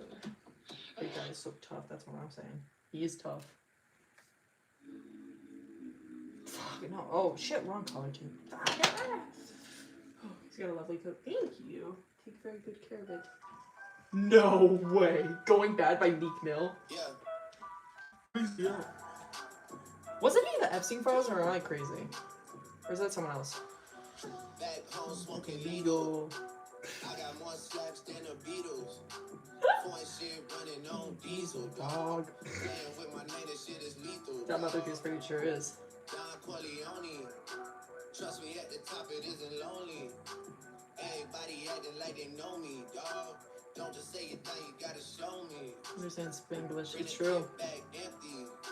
Yeah, it's a city, Ow, so accept me, dog. I just Fuck are we? We're in 2019. This is my most played songs in 2019.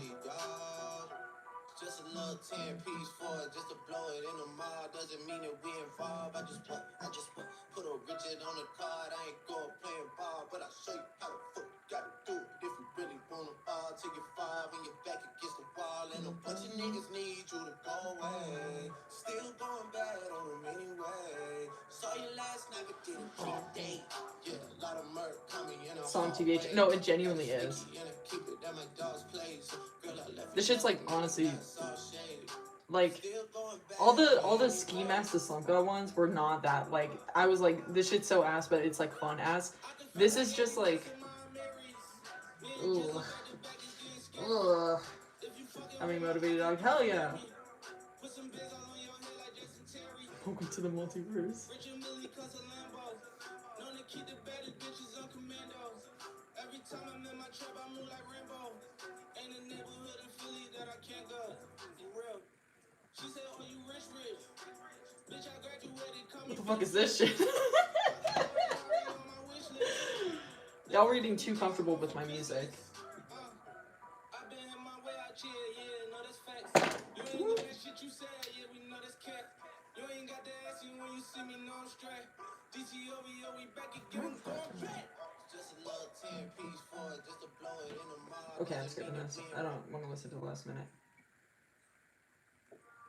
Isolate by Suburban, no. Stupid by Ash Nico.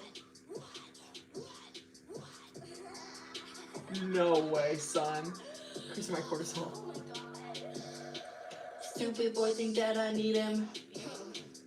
I can cool like changing seasons. I go there. Holy shit. This shit's Loki ass. Twin. Stupid boy think that I need him. Stupid boy think that I need him. I know you think about me in the shower, porn up in your browser. That's literally the only part I ever remember. We're skipping the rest. This shit's ass. Another fucking X song. Spolayo, mulayo. Another Blueface song. Blueface, baby. Yeah, Dude, I used to love this song, bro. Oh my god.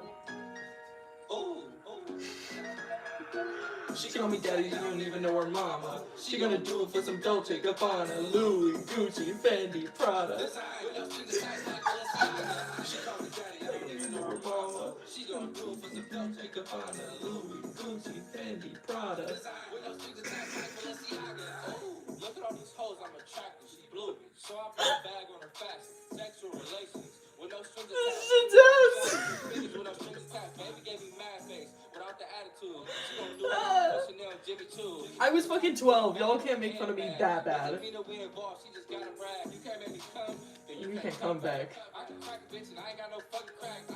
I can crack a bitch, but I ain't got no fucking crack. It's so funny.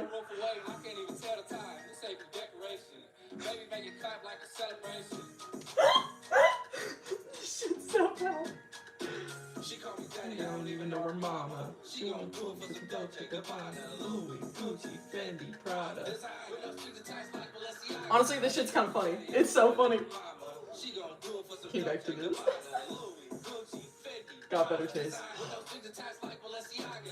It's a shit.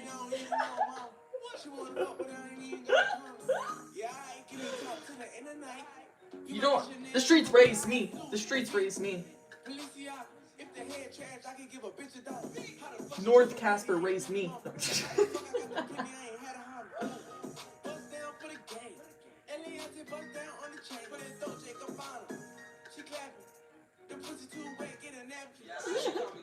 Keep this live up.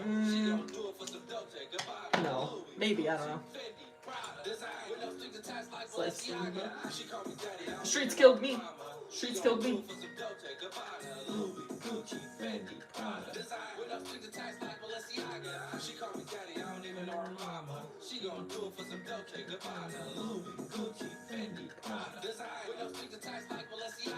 I'm just gonna start drinking. Dude, drunk cat stream, besides I'm not drunk but everybody else is.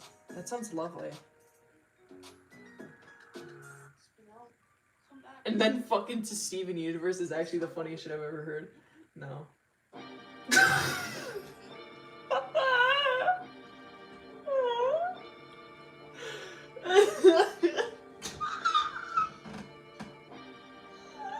I'm just listening to bullshit. Sun down, freezing cold. My Life Sucks by Scotty Sire. What is this? Holy shit.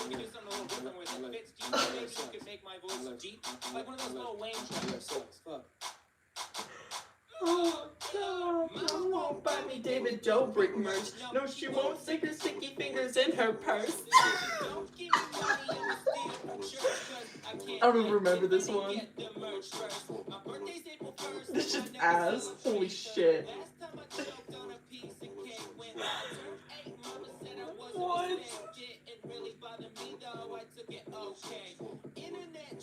Holy fuck, I don't remember any of this.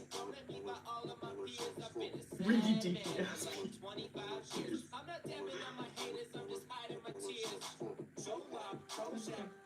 Pro.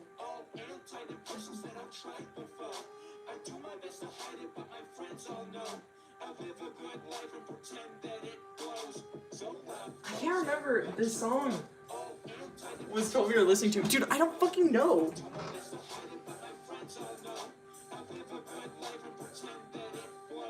When I'm out in public, I'm always smiling, trident. But when I'm home alone, my tears are flowing like a hydrant. Neighbors called the cops last night cause I was crying. Yes, I'm sorry, Mr. Officer, I'll try to be silent. Friends going to a party, so damn, I don't know any of this. But when I asked if I could come, he said I wasn't invited yet. I guess I saw it coming, you could call me a sucker. Eating Oreos and whiskey while I'm spending the night. Wasn't he the one that did the sad song that had the Call Me Carson lyric?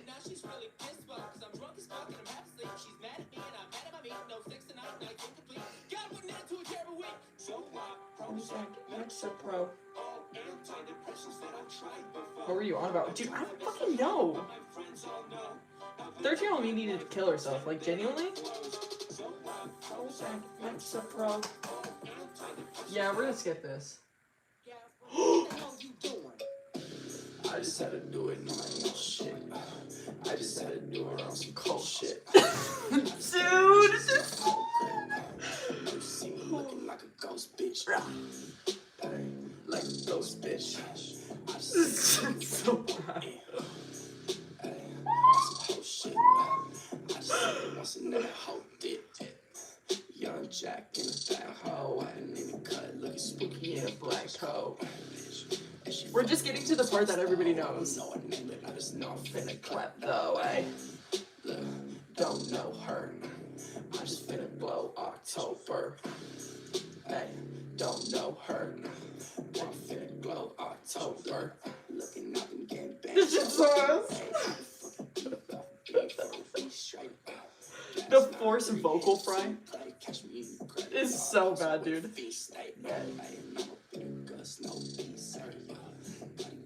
Wait, is it this part? And I just got a chain from my bro, and I'm finna get my own, but my brother's gotta eat first. Oh, it's not that part. And I don't test hoes. I'll just send them out like shit, though. And I don't Yes. really wanna feel the shit. He got me, told me kill her. I said, let me grab my death note. Ay, I don't know her. It's so bad. What's this? I don't care. Young Gravy? I listened to Young Gravy. Holy shit. Fuck up his test. You feel me? I guess I did. Now I'm on probation. Hey, and I'm fucking with some Asians, eh? Oh, it's so bad! Court's husband has music, true. I said one thought, two thought, red thought, blue thought, baby. Oh shit, I don't even know this. I'm not fucking switching this shit. No. BB Rexa? I'm gonna show you crazy. No, we're not doing that. Build me a buttercup? That's kind of heat. No. Take a little sip, privacy on the door, I'ma make a shit grip. Dude, this shit was heat! Sergio and me blasted this shit. A rich nigga, 8 figure, that's my type. That's my type. 8 inches, ooh, that's the fight. That bitch, I'ma ride a dick all night. Oh shit. 8-inch bed, whoop, that's the pipe. That's my type, nigga, that's my type. Let's do it. Right around dicks. I can see why all these basic hoes pics. Bust down wrist, not a bust down bitch. Fucking skipping this. Is this another? It's another X song. We need to skip this. And then Michael in the bathroom. I'm so sick and tired.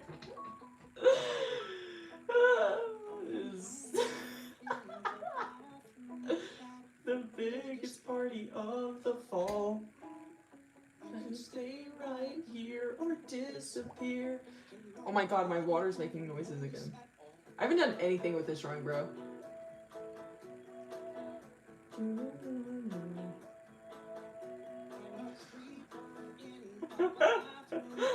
Like this at work yesterday, like on the speaker.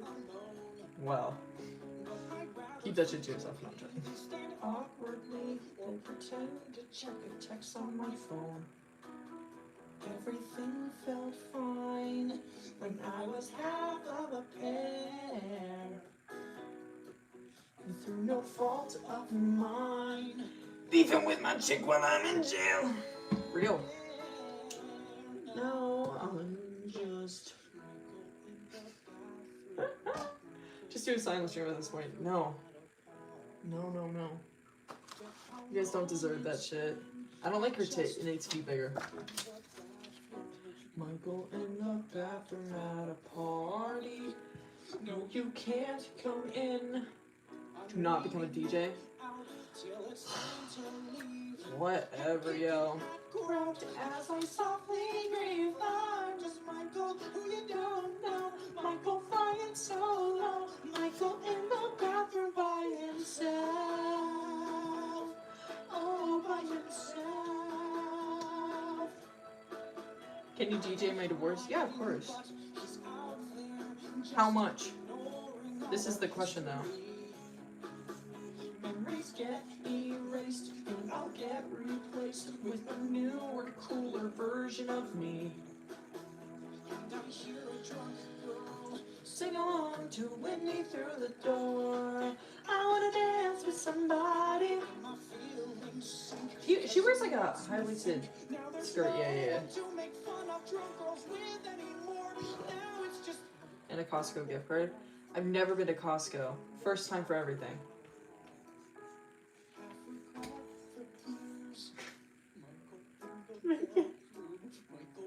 Dude, that shit was funny as fuck. I genuinely cried when I saw it. I wait as long as I need till my face is dry, or I'll just blame it on wind or something in my eye. Salem's lurking, yes! few months. I should start taking like extra estrogen and just like start, I don't know, becoming a DJ. I think that sounds right. Divorce rates went up because of this playlist. It's true, it's true. 12-year-old me inadvertently caused a spike in divorce rates in America. That's crazy. Thank you.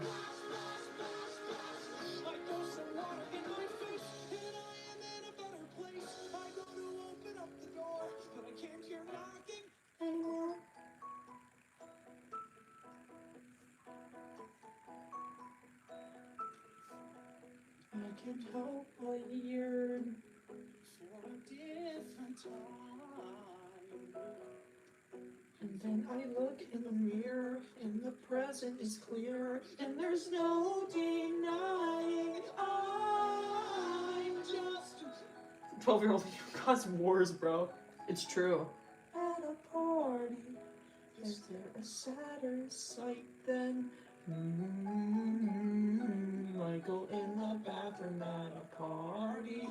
This is a heinous night. I wish I stayed at home in bed watching cable porn, or wish I off myself instead. Wish I was never born. Loser wants to be cool, then his friends thing happened. A loser again by the end. Yo! Michael flying solo. Do you think that you know Michael in the bathroom by himself? All by himself.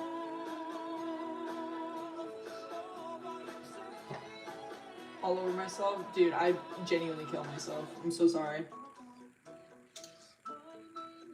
This is the real reason Ogata hated his brother. True. I inspired Noda to write Golden Kamuy when I was 12 because of this shit. Tia Tamara by Doja Cat? Son. What are we doing? Hair grow long like Chia, money go long like Nia. I got a big idea. My twins be like Tia. My twins big like Tia Tamara. Like Tia Tamara. Right, Tia Tamara. Shit, so dude.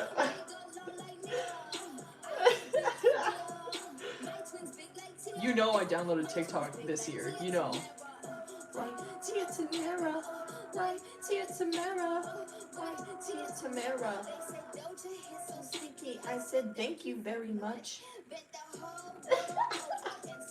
What the hell's wrong with Bo Burnham? Bo Burnham's corny, but I don't care. I'm surprised there's no Bo Burnham songs in here yet. Or even this year.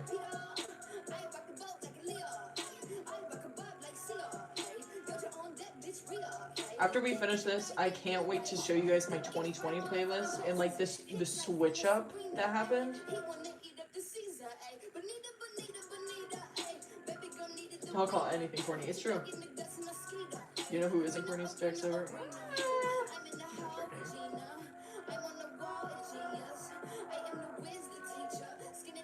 Wiz Khalifa. Back at this point. No! This song is like, okay. My twins big like Tia Tamara. Like Tia Tamara. Like Tia Tamara. Like Tia Tamara. Money go long like Mia. I got a big idea. My twins big like Tia. My twins big like Tia Tamara. Like Tia Tamara. Like Tia Tamara. Like Tia Tamara. They said Rico, you so nasty. I said thank you very much. He just wanna eat me like some candy, but I'm not his buttercup. He so swear that they can't stand me, but ain't never pulling up. I just made $100K in 2 weeks, little bitch. You need me to pull it up? Black cats and we pulling up. She drank so much that she throwing it up. We don't give a fuck, we still running it up. I got a lot of money, but a lot ain't enough. Hard work out, but they ain't telling us. 2 Bo Burnham songs, that's it. I don't get me wrong, like I know Bo Burnham what by heart, but you know, that's for 12-year-old me to decide if it's the fate of this life. What happened to him anyways? He dropped off the face of the earth. Is he still dating Phoebe Bridgers or what? Big idea. My twins big like Tia. My twins big like Tia Tamara. Why? Tia Tamara. Why? Tia Tamara. Why? Tia Tamara. Money go long like Nia. I ain't a big idea. My twins big like Tia. My twins big like Tia Tamara. Making a special? Really? Videos was all the time. Nah, I was a huge Bo Burnham fan. What's next? Sun. Beware, beware, be skeptical of the smiles of radiant gold. Deceit so natural, but a wolf in sheep's clothing is more than a warning. Switch up is crazy. No, sir, by the way, what the hell are morals? Right brain, left brain. Holy fuck. Heat.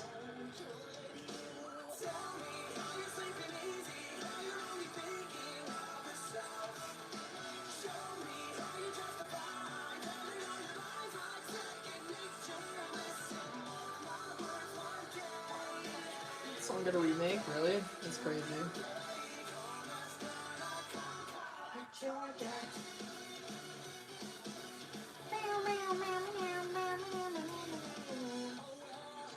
You stalk your prey with criminal mentality. I am the right brain, I am the right brain, I work for... Oh no, that's left brain. Left and right brain animatic with Thomas Jefferson and Hamilton? Or was it Madison? Or Burr? I can't remember, but y'all remember? I'm pretty sure it was Hamilton and Jefferson, but it might have been Hamilton or Madison and Jefferson. I don't remember. Does anybody know? Whole family thinks I'm gay, bro. Okay. What's the next one after this? Something shit. Okay. You guys convinced me. I want to play both of them songs.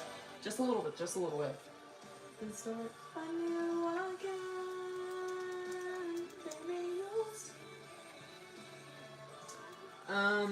Dude, country song was one of my favorites. We're playing that.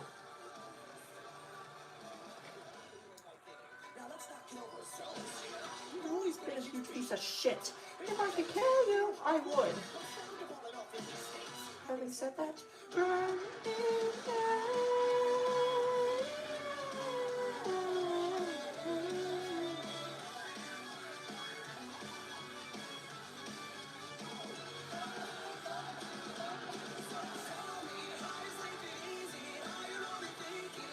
Birdie anymore? No, that's so sad. I'm so sorry for you.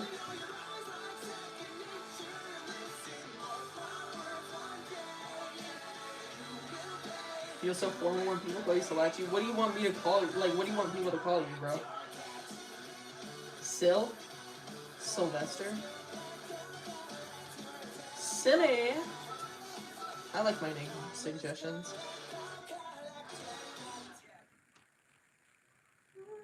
Okay. We're playing the country song. Any big fans of country music out there? Dude, I used to love this shit. Any of those? People Oh. extending my name, boo, Sorry. that's also approval. I think country music gets a bad rep. You know, why is it when Bruce Springsteen sings about a fucking turnpike, it is art, and then when someone sings about a horse, it's dumb inherently? I mean, So dumb. I think some of the greatest songwriters of all time are country artists, Dolly Parton, Willie Nelson, you know? And if you're writing honestly, that is all. I never bash that. The problem is, with a lot of modern country Can music, he just what is called talk? stadium, not honest, please tell them their story. Yes. It's the There we go. exact opposite of honest. Where instead of people actually telling their stories, you got a bunch of millionaire metrosexuals who've never done a hard day's work in their lives, but they figured out the words and the phrases they can use to pander to their audience, and they list the same words and phrases off sort of Mad Lib style in every song, raking in millions of dollars from actual working class people. You know the words, you know the phrases like a dirt road, a cold beer, blue jeans, a red pickup, a rural noun, simple adjectives. No shoes, no shirt, no Jews. You didn't hear that. Sort of a mental typo.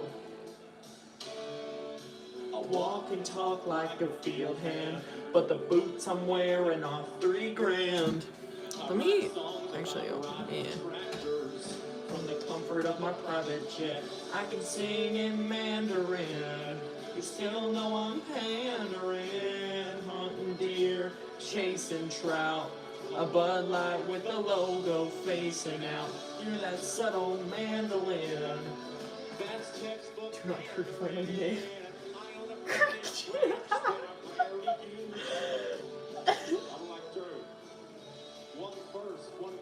So dumb, bro. It's time to talk to the ladies. I'm holding my southern charm Offsets all these rapey vibes I'm putting out. Good girl in a straw hat with her arms out in a cornfield. That is a scarecrow. Sorry. A cold beer, a cold jeans. Strike that last one. And you, I hope you're feeling me. Subtextually. Go to bed, you doze off. So I take your country girl clothes off. I put my hands on your body. It feels like, hey, it's a fucking scarecrow again. Dude, I showed this song to my mom when I was in middle school and she did not think it was funny at all, and I was so mad. That I never moved to. I'm pandering. I got a beautiful. Motherfuckers want a key change. Manically meandering. Emphatically pandering. Rip on my demos balls. Say the word truck. Big jizz in their overalls. You don't know what land you're in. I'm in the land of pandering. I agree with your mom. Dude! I used to think this was funny as fuck. Fucking country boy. What else? What else from Mr. Bo Burnham? Welcome to the internet. No, we're not doing that. Is Loki not changed? Kill yourself! Kill yourself! Drop that. Sour. We don't want love. Lower your expectations. Does anybody remember this? This shit was fire. Love tonight. What was the breakup one? Does anybody remember? I can't think of what it was called.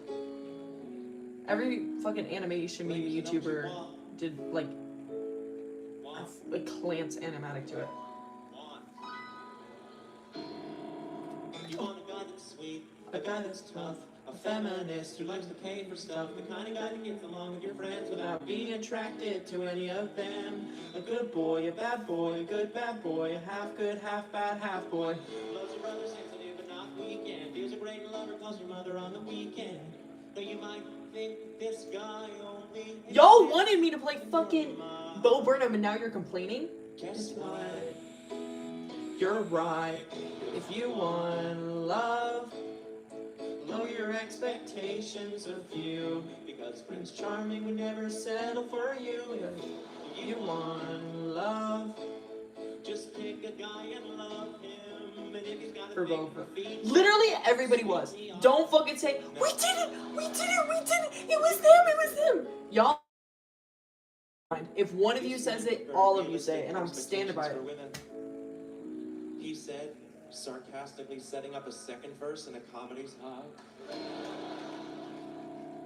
You want a girl that's nice, a girl that's not obsessed with her looks, but is insanely hot. The kind of girl that you can show to your folks. Love the movies that you like and always laughs at your jokes. A real girl, a loud girl, a really hot girl, a brand new, really hot, real doll. Wants to impress you, doesn't care if you notice, and only ever uses you to tickle her throat. Now you might think that this girl. How are you doing, King? I'm doing great, but everybody's fucking hating on me for something they wanted me to do. But last week, she died.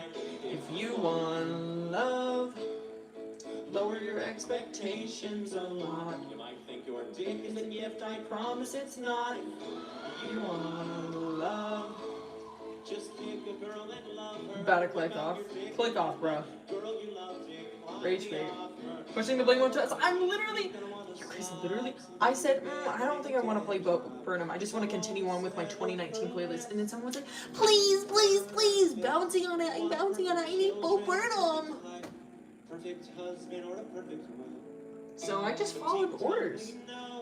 And then I'm the bad guy? Sorry. I'll play more Bo Burnham. I don't give a fart. Bubba, come here. Hi, Hannah. Hi. You're so chatty. Come here. Storytelling. I'm literally not. Y'all are gaslighting me. Come here. Oh. It's the very best part of being alive. I would know I Just turned 25. Hello.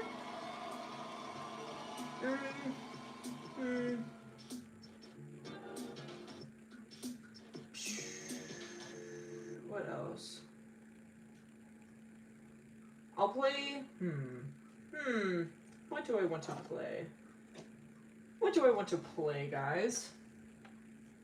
If you want love, stop.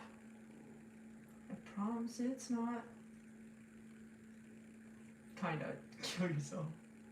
They probably like beat me on money. It's true. It's true. If you guys want me to continue playing this shit, you know what? I'm gonna play my 2019 playlist, but I'm not skipping anything that like y'all y'all are gonna hate.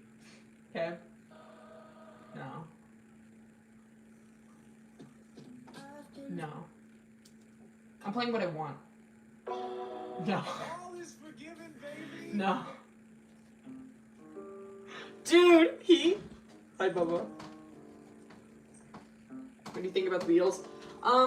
My favorite part of a Beatles song is when it ends and they shut the fuck up. I genuinely hate the Beatles. I don't really, but I just like hating on them. There's so many bodies on the floor, so baby we should go and dance and roll. Are you down, did it down, did it down, did it down, down, down. Down, did it down, did it down, did it down, down, down. Everywhere So peaked out. thrown up in the air to help them dance. Come on baby, catch me if you can. I know you don't have any other plans. Are you down, did it down, did it down, did it down, down, down. Down, did it down, did it down, did it down, down, down. Are you? This shit was heat. This was Coachella 2016.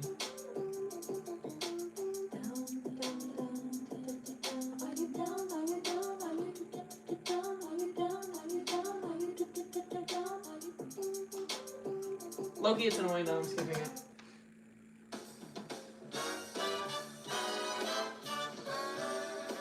Why the fuck do I have Michael Bublé?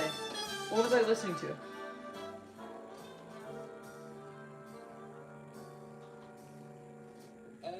Oh shit, no, kill yourself. Splashing by Rich the Kid? Son. Hey, we can fuck little mama, I can live life. Gucci spend 100 on some new socks. Bought a crib with a drop top. I can love a bitch, trust no doubt. Never bring a freak to your Son. Son Henry. on my flip, I don't do no relaxing. I'm skipping it, I'm sorry. Summer Depression by Girl in Red. No. No. Oh, Are You Gonna Be My Girl by Jet? That one's so good.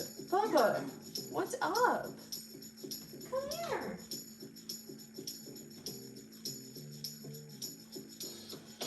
Summer Tube. Dude, it's like low-key heat. But it's a little annoying, I'll say.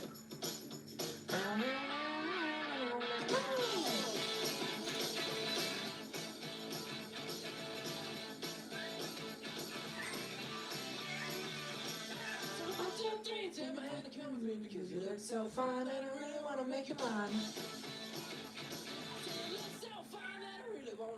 Bubba, what's going on? He's Jane's so spastic right now. Come here. What do you want? Come here. Hi, Papa. You're so long brown hair. She's so sweet with her just black stare. He's got opinions. He don't fuck with it, I guess. This is like ad music. Fuck off, bro. Oh my god. Y'all can't have one nice thing to say. Ow! I just dropped my coaster on my foot, bro.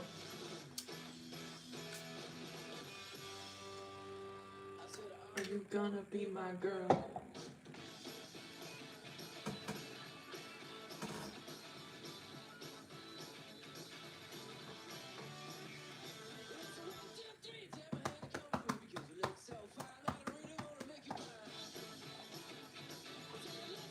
Bubba, I love you, but I low-key need you to step off.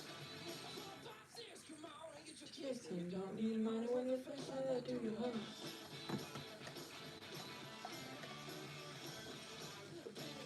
Bubba, meow if you want the 2019 playlist to end. Bubba!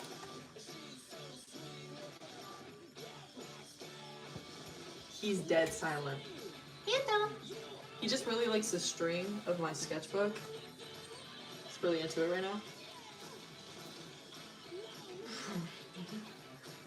I get a Nancy's in chat, that's what I'm saying. I said, are you gonna be my girl? Alright. Bubba, blink twice if you hate the music. I don't know if that was twice.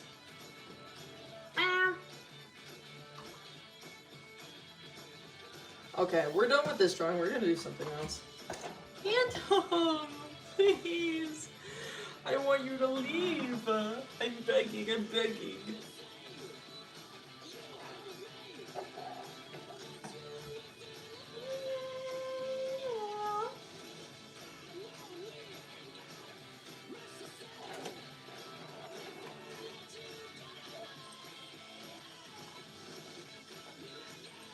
This is Bubba streaming now.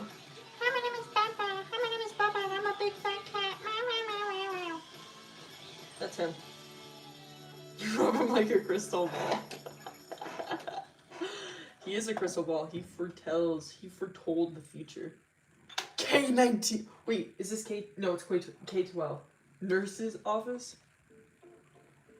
We got Felony Martinez on this bitch. We're skipping this. Holy shit! Sloppy Jane? Anybody? Those who know? Joe Sue Snow?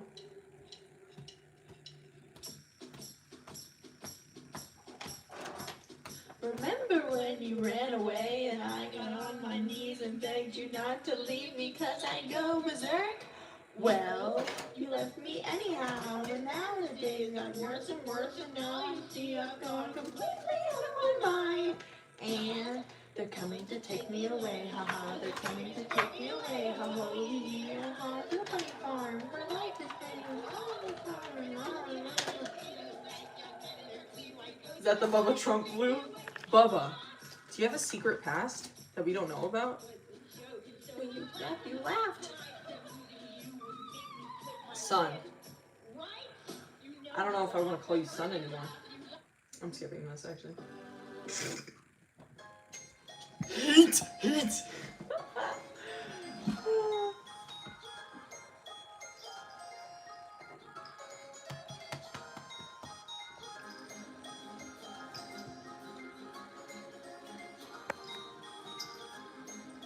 What is bro? Can't wait to meet you.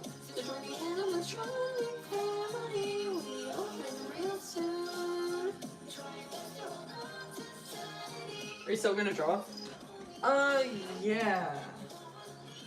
Yeah, I will.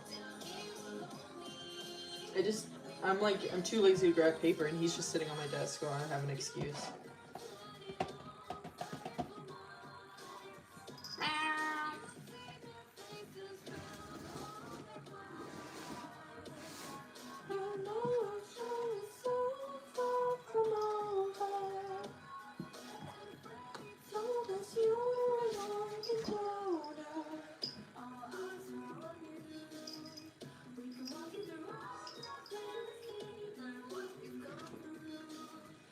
Dream and George, Kawaii, ooh, Dream Out and Found Buck art.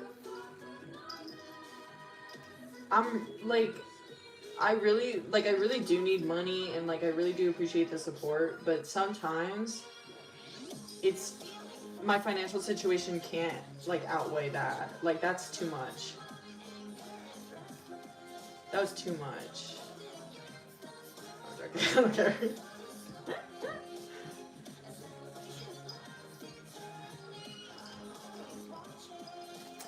Because somebody purple melody deep underground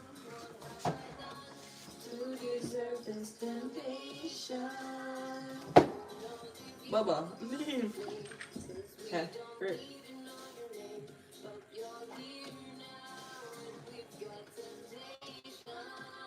I was joking. It wasn't very funny to him. Oh, I swear to him. Just wanted to make you feel new friends. I don't know what to do.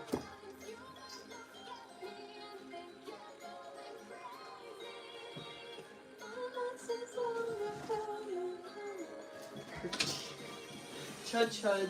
Void void chud. True.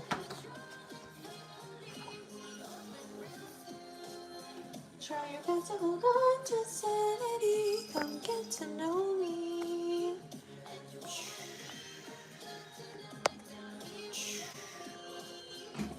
Princess.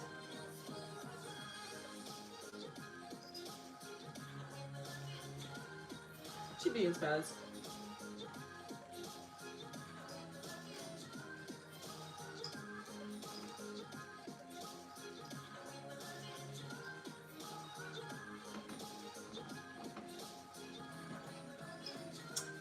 I don't know what to do.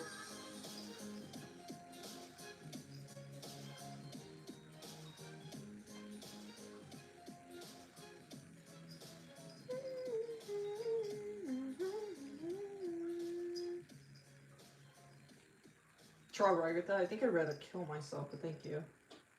No. No. We're done with 2019. Oh my god. What year do we go to? We go to 2017. But that's all Melanie Martinez, so we're not doing that actually. Oh shit.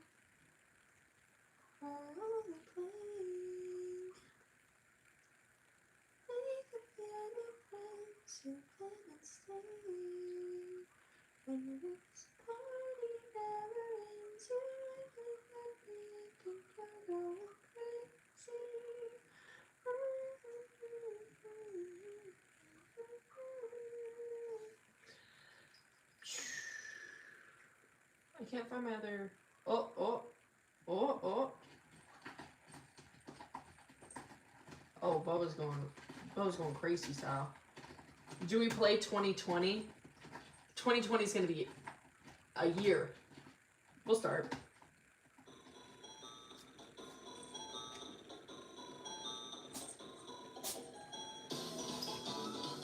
OCR. Okay.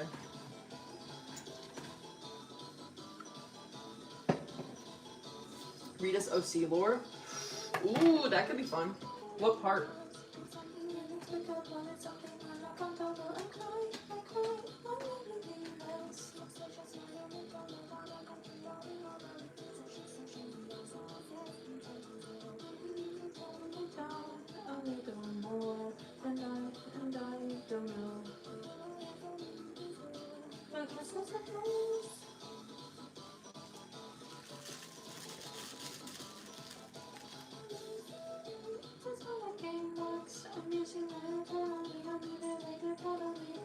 Let's try 5 polo. Son, why?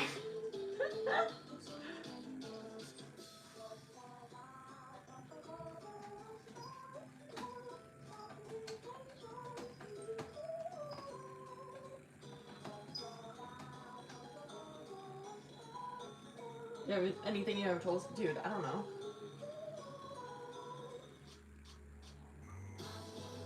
The apple scene? Yeah, I can redo the apple scene. Yeah, that works. It's like in the very beginning, so it shouldn't be hard to find either. There's Milo, Atticus. I'm almost done with Atticus's backstory, so that's pretty cool. Okay, let's do this.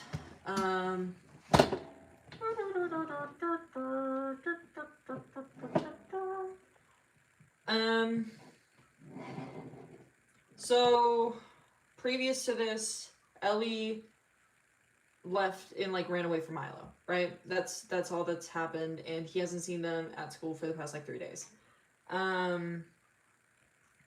Whatever.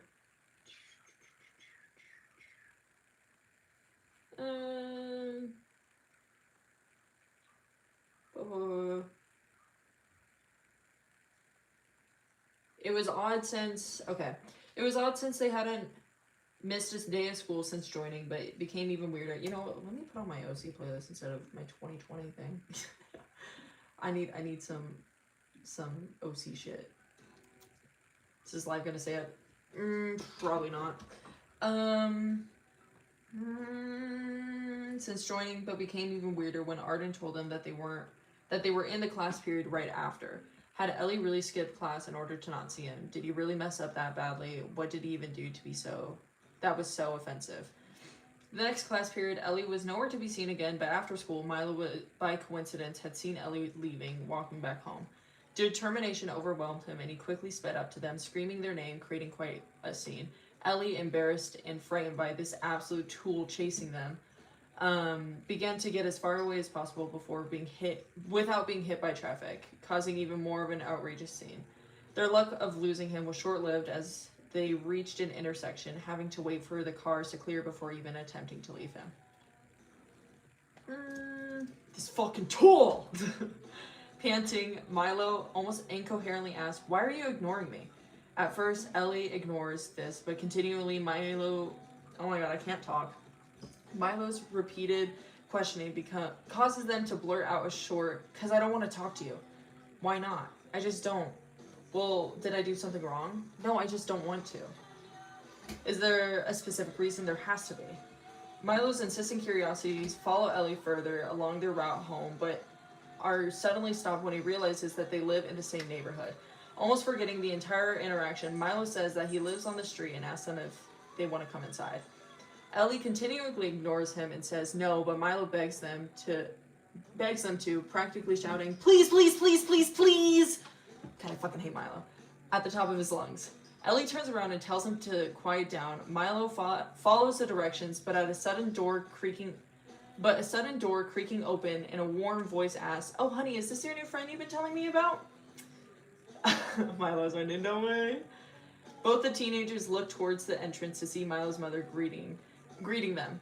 "Hi, I'm Milo's mom. You're Ellie, right? We've heard a lot about you. My husband and I were very excited to meet you, but didn't expect you to come today. Milo, you should have told me that we'd be having company," almost scolding him with that last remark. What a loser. Please! Oh, I'm sorry, Mom. It was kind of impromptu. She smacks her lips together in playful disappointment. "Come on in. We'll get you something to eat. You look tired." Not wanting to be rude, Ellie sighs in frustration and follows up the steps. Milo, giddy with excitement, races into the house, slamming his heavy footsteps against the wooden floor.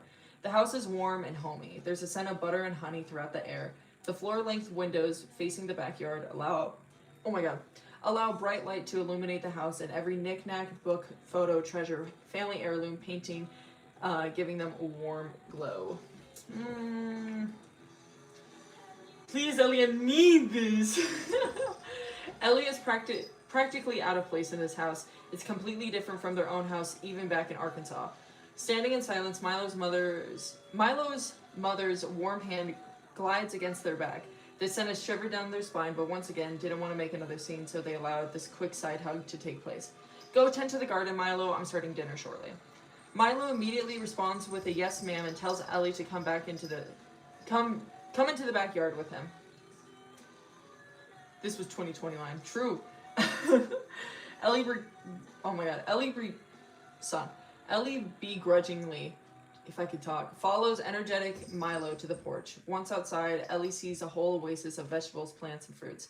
They couldn't put a name to anything specific, but Milo gives them a tour, pointing and explaining everything in depth. How to take care of each one of them, when to harvest, what sorts of pests feed on them. Ellie isn't really listening intently, giving a puff of air or an uninterested after every explanation. When they arrive at one of the few trees in the backyard, Milo once again gives a whole narrative. My Ellie is kind of homeless. He explains how they just finished harvesting all the apples off of it. Guys, apple scene off of it, so it looks quite bare. They've already given out plenty of them to their neighbors, but kept a stash to make apple butter, jam, and other sweets. Ellie couldn't help but notice during this rant that behind one of the branches, an apple is still clinging onto the tree. You forgot one. Are you gonna save stream? No. Here, Rabbit John. It's best song ever. Ellie's interruption causes Milo to shut his mouth for once. He ducks under to see a ripe fruit drooping from its branch. He plucks the fruit, running his fingers over its plump, vibrant red skin. Bro does not want to be there. How could I have missed that? Thanks, man. Here, you can have it. It looks ripe. He stretches his palm out, but his palm out to Ellie, but they decline the offer. Really? Well, the Millers next door were planning on making cobbler tomorrow. Maybe they need an extra. Finishing his sentence, Milo heads to the gate to hand over the fruit, but Ellie asks why he would give such a perfectly good fruit away when he knows about it. What only he knows about it. He turns around, now cupping the apple cautiously, looking down on it. Well, I don't need it. They'll probably appreciate it too. Do you want it? I mean, kind of, but we already have plenty. No one will know if you take a bite. You will. I won't tell. Eat it. Milo slowly lifts the temptation to his lips, pressing his skin against the dirty peel. His teeth pierce the flesh tentatively before tearing a chunk out of it, chewing, then swallowing the apple. How was it? It's sweet. Milo doesn't dare take another bite. He just stares at Ellie, one of his eyes fully visible to meet their sharp gaze, waiting for further instruction. They stare back intently, but soon they roll their eyes away from the intense eye contact. I think I'm gonna leave. Yeah. Ellie stands up from the stairs, wiping dust and dirt from their jeans, walks out of the gate. Milo doesn't move or say anything, just stands there cupping the defiled apple in his palms. Hey honey, where's your friend? Frightened by this, Milo quickly hides the apple behind his back and looks up to his mother. Oh, yeah, they said they had to head home or something. I think they wanted to say goodbye, but they were in a rush. Sorry. Milo hadn't lied to his mother in forever. He felt a knot twist in his stomach and a sickly sweet flavor coat his tongue. That's too bad. Invite them over, but tell me next time, okay? Yeah, will do. His mother walks inside the house and gently shuts the glass door behind her. Milo's vice on the apple increases, and he now feels the sticky juice pour down his hand. Okay. I put a metaphor. I'm so fucking scared. The relationship with Milo. I know, right? Isn't it sad? Isn't it terrible? Yerp. Dude, I would just love to read that shit. Like, I don't fucking care. This is fun. I just want to talk. Stop 5 minutes. True.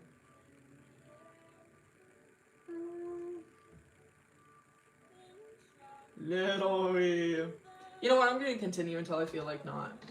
The next day at school, Ellie was in class, but Milo didn't immediately bombard them like usual. He felt awkward for some reason, but once again, another paired exercise was the activity for the day. Milo walks around a bit to search for a group, but he feels a tap on his back and turns around to face Ellie. Use so many different papers. I just think it's fun. He bites apple. Sick. Want to pair up, Milo? He felt a lump in his throat, but stuttered out an affirmative, of course, before swallowing the anxiety lodged in his esophagus. Or test tomorrow. Sorry. He felt a lump. Oh, wait. At lunch, Ellie sat next to Milo. He couldn't believe his eyes, and neither could Arden. Are you guys, like, friends now or something?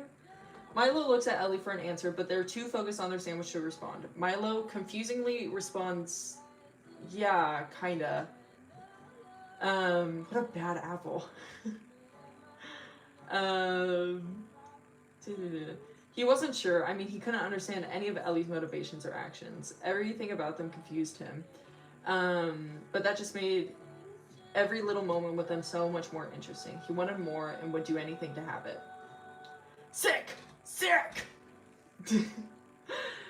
Arden, on the other hand, did not like this unstable nature. She definitely did not want anything to do with it, and especially did not want Milo to be involved with it either, but stayed quiet.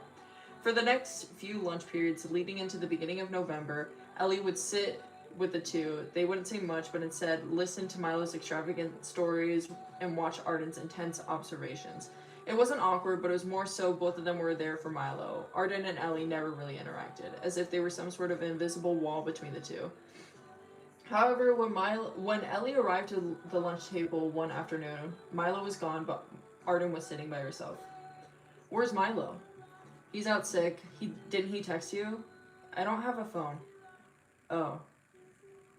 The silence between the two was unbearable, and to make it worse, Ellie didn't have any food. They wouldn't always bring lunch, and even when they did, it was a small portion of something a toddler could make. A bag of chips, a peanut butter sandwich, string cheese, a cup of yogurt. I guess making it wouldn't even be the correct term, but maybe something just to grab from the kitchen.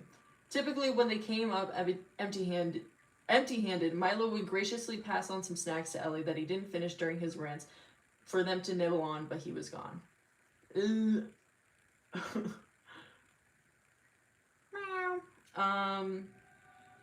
Did you not bring anything? No, I forgot. Do you want some of mine? Are you sure? Are you sure? Yeah, here, go ahead. She passed them a container of strawberries and blueberries. Ellie gingerly placed each fruit into their mouth when finished, closing the container tightly and passing it back to Arden. Thanks. Yeah, of course.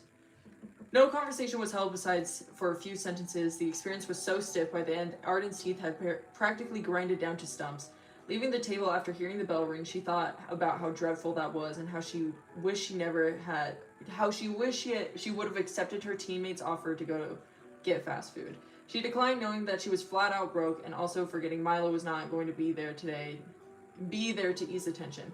But it was just this one time she remembered tomorrow. What's your query? End up saying doing things to fall into a different friend group.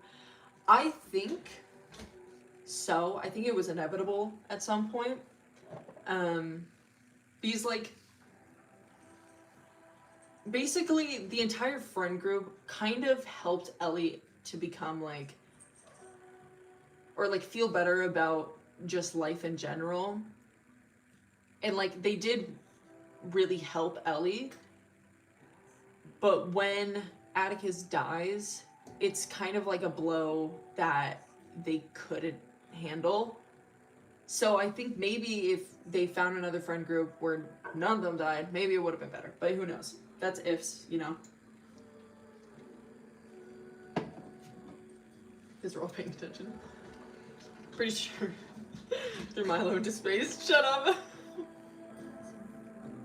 Would a woodchuck chuck if a woodchuck would. Yes.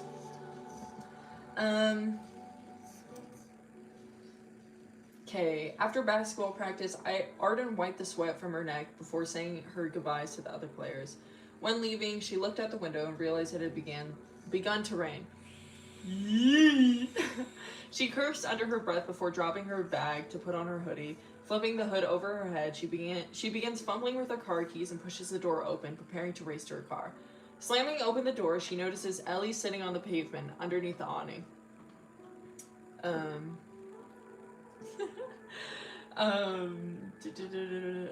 They're holding their backpack tight, their face nestled into the fabric to hide it from the elements. Not like it mattered, they wore a tight, short sleeve today and shorts, definitely not preparing themselves for the weather. Hearing the door slam open, they lift their head to meet her gaze. Their cheeks and the tip of their nose are red with from the cold. Why are you still here? It's raining. I see that. Did your mom not pick you up? My mom doesn't drive. Your dad?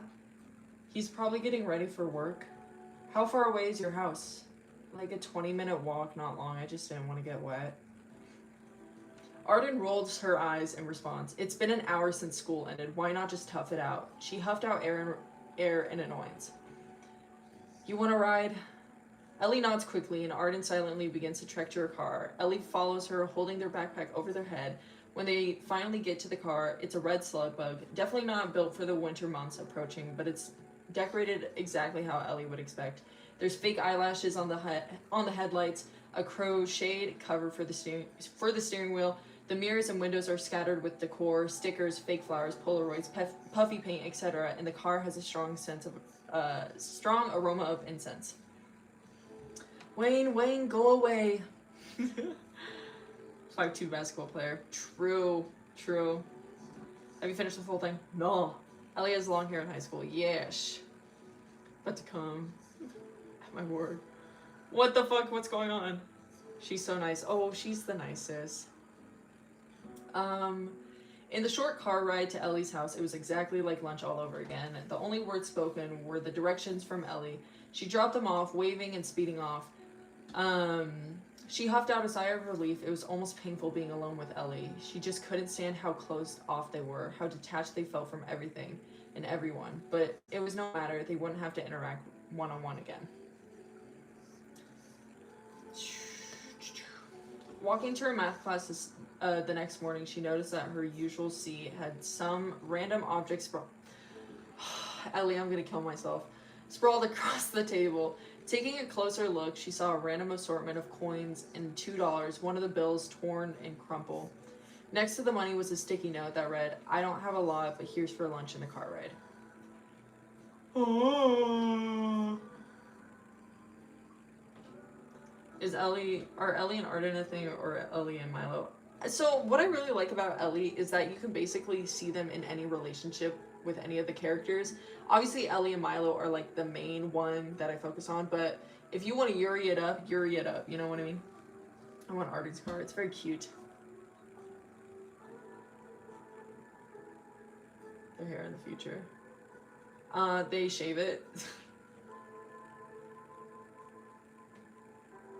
Walked out the store. What the fuck? No, that's crazy. Oh shit. She looked to the front of the classroom to see Ellie stare off into space as they usually do, genuinely not expecting any sort of reaction from Arden, but she stared. After a bit of them twiddling with her broken pencil, she pockets the money and sits down. Milo once again was absent, but walking up the stairs to the trio's usual table, Ellie alone once again. But soon enough, Arden joined them. During lunch, they both sat in complete silence again, but this time it wasn't awkward. It was more peaceful. Arden felt like, from that simple yet almost childish gesture, that she understood Ellie better. There was a mutual appreciation for the silence that they shared now. Occasionally, Arden would start up a conversation, but it was short-lived. Most of the time, it was about school, the weather, or Milo. Basic small talk, but she could at least try to see Milo's appeal towards Ellie. I wouldn't say she became affectionate towards them, but rather respected them. When Milo finally got over his cold, they all reunited at lunch. It felt more condensed, as if they were a homogenous group now. A homogenous group of people now.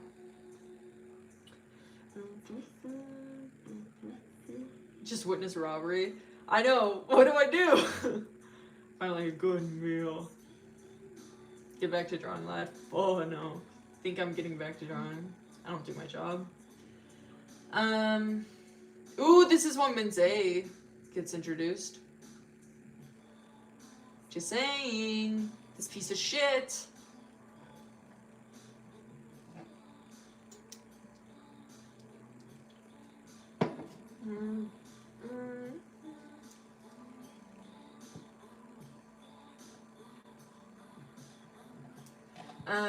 Okay. Sorry, I'm like thinking about what happens after this. By the time fall break was coming up, Milo talked at large about the different types of festive dishes his family was already preparing. He excitedly told Ellie, oh my god, I cannot talk.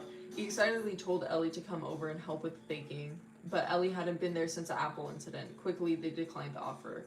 Ellie and Arden both expected his usual whines and pleas, but instead his attention was diverted to a passerby. Is that Min?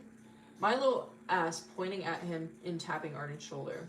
Yeah, I'm gonna go say hi. I haven't seen him forever. Almost tripping over his seat, he quickly rushed over to the tall figure with earphones sauntering the hallways.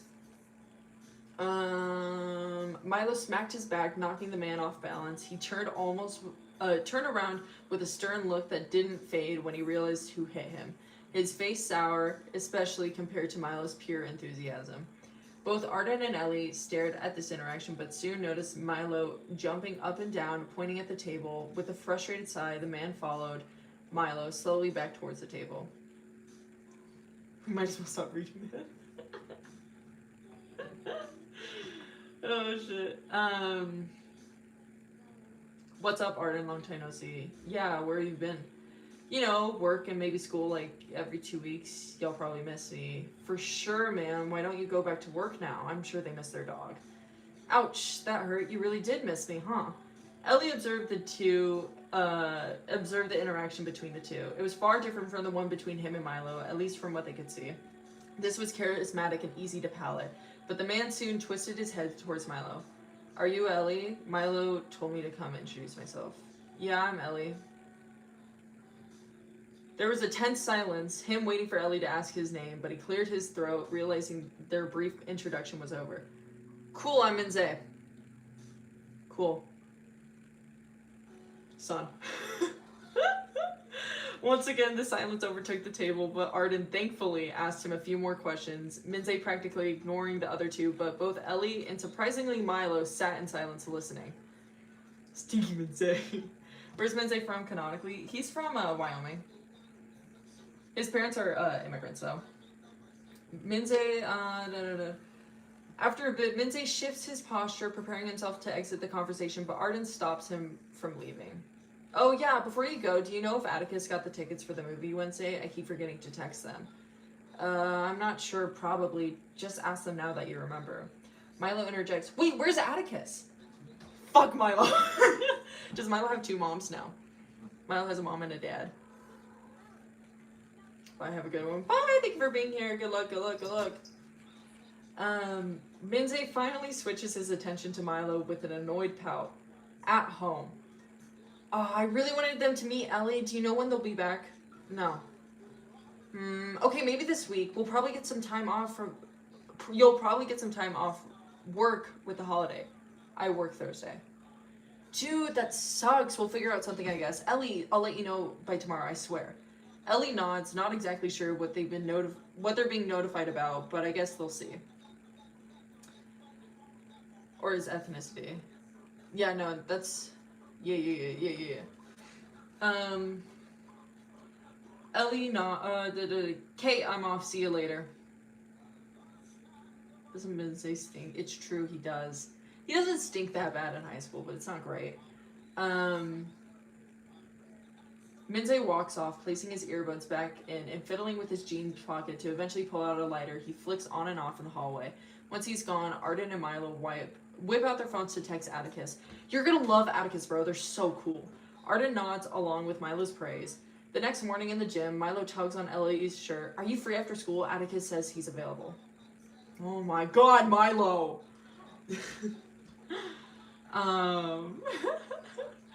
Where is it?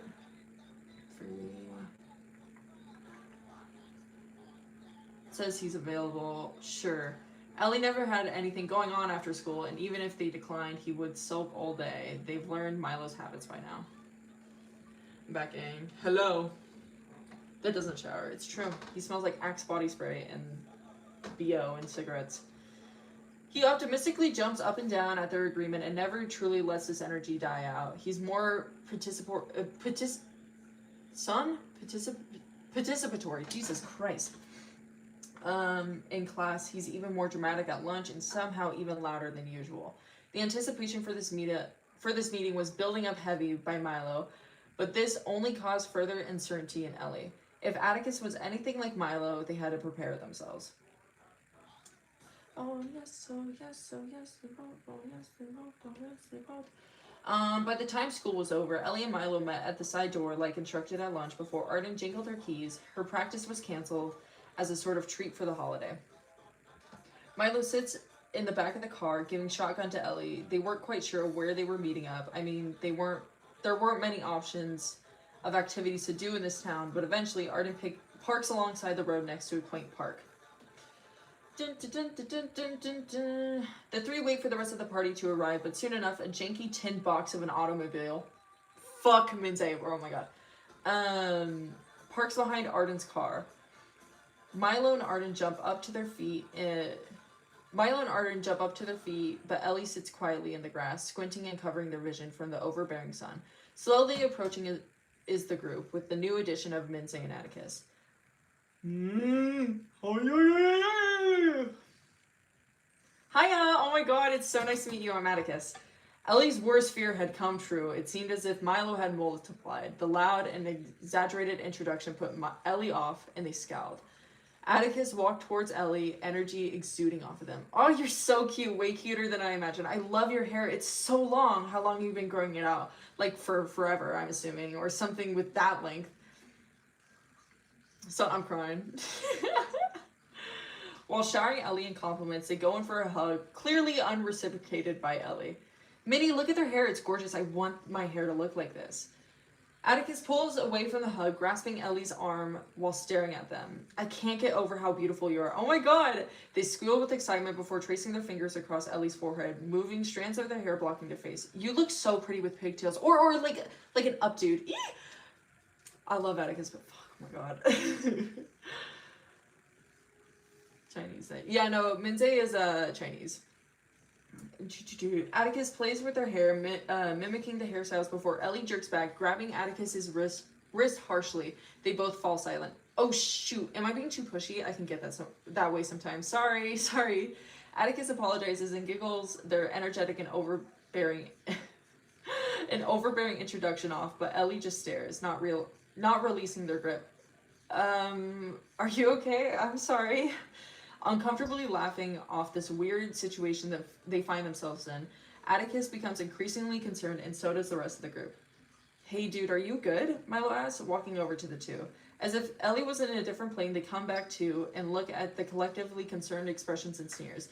They release their grip and look back at Atticus, who's now rubbing their forearm. Let's say nice.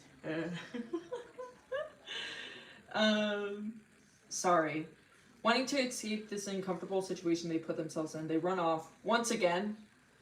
Milo begins to follow them, but stops soon, turning back to the group to comfort Atticus. The group is extremely confused, and Atticus is heavy with guilt, continually apologizing for the mess they caused. Oh, I hate this part. It's okay, they're just like that. Arden responds, yeah, no, don't apologize. It's not your fault, Addie. Come here, man. Minze adds before grabbing Atticus's waist and pulling them into the hug. Atticus laughs off the whole situation, pushing away Minze, claiming that it's fine and they should just enjoy the park for now. I fucking hate Minze. I hate Minze. Oh. Okay. This is so stupid. Holy shit. Where am I?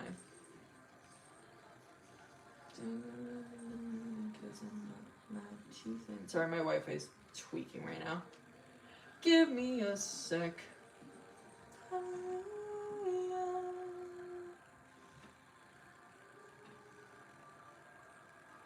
Get out of there. Stop. Who invited him? Not the worst.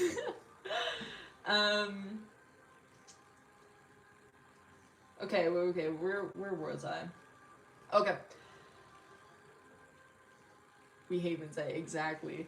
Later that night, Ellie is sitting at home, shuffling between the 4 channels on their TV while their mother lays asleep on the couch beside them. Quinn mentioned! Minze, your Uber's here. Mindlessly staring into the screen, they're surprised to hear a knock at the door. Ellie walks up to the side window, seeing a fuzzy figure with bright pink hair. They crack open the door cautiously, asking what they're doing here and how they know where they live.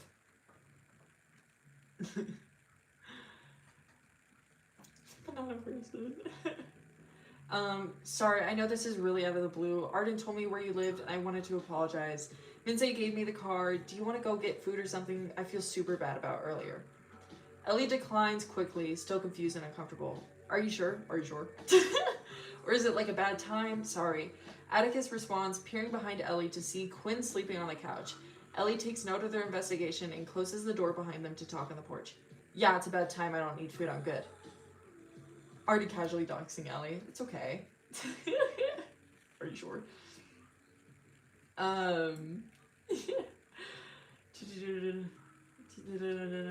Well, do you want to do anything else? I'm free all night. I'm not trying to be pushy or anything. I just really want to make sure you're all good. Everyone's worried. I really don't want anything. Okay, I won't force you or anything. I'm sorry about today. Yeah, thanks. When they finish their sentence, both begin to hear the door open. First Eric introduction, bitch! Walking out is a tall figure wearing large baggy pajamas, his expression blank and intimidating. Oh, you. What are you doing out here, Ellie? His tone matches his presence, but once he takes note of the guest, his voice becomes chirpier. I don't know, I can figure out a word, I should change that. Oh, I didn't know we had company. Who's this? My friend. Ellie's tone is unsure and frantic. Oh, yeah, I'm Atticus. It's nice to meet you, sir. Nice to meet you as well. What are you doing here so late? Ellie didn't tell me you'd be coming over. Blonde man, I'll crack. I'm sorry, I didn't, I was going to see if they wanted to hang out for a bit, but I was just about to leave. Sorry about the late intrusion. Eric sighs and giggles to himself before patting Ellie's back. You didn't want to play with your new friend, really? No. You never leave the house, Ellie. You should go have fun. Ellie doesn't respond, but Atticus interjects a tense silence, telling him that they can just come back another time. No, my kid never has a good time. Go with your friend. Call the cops. It's fun though. Glad I got to see this. Yes, thank you for being here. Bye. Ellie shoots Eric an apprehensive glance, before quickly looking away. Kill them in his wife. Something like that. He rubs Ellie's back, softly reassuring them to go with Atticus. The awkward situation finally ends with Ellie pulling away from Eric's touch.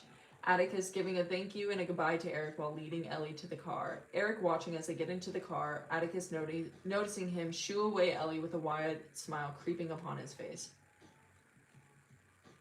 When in the car, it's quiet. Atticus asks them where they like to go, but Ellie says they don't know anywhere. Eventually, weirdo! Here's Eric to her, like to Ellie. Ellie is their kid.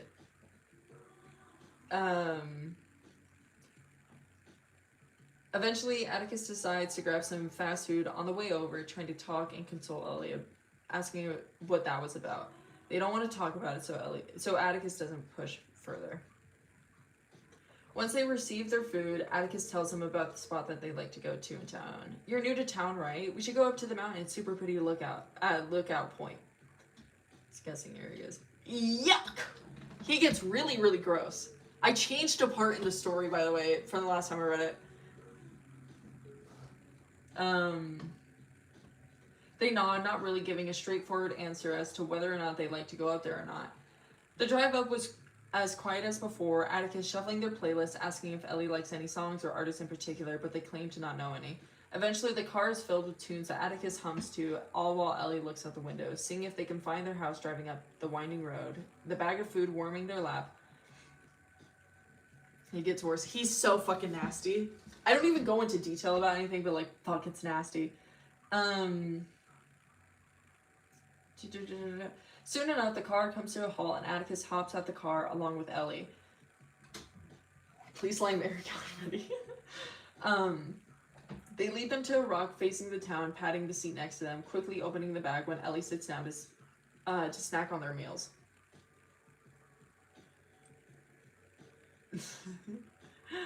The silence is continuous, but when Atticus's mouth isn't full, they begin to apologize about their behavior.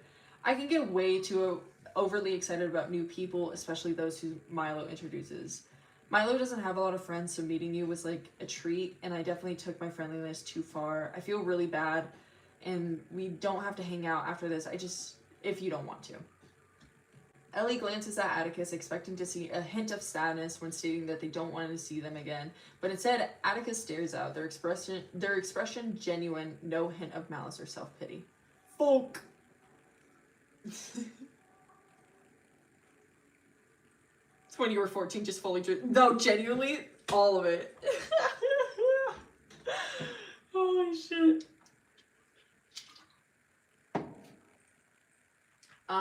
Let's see.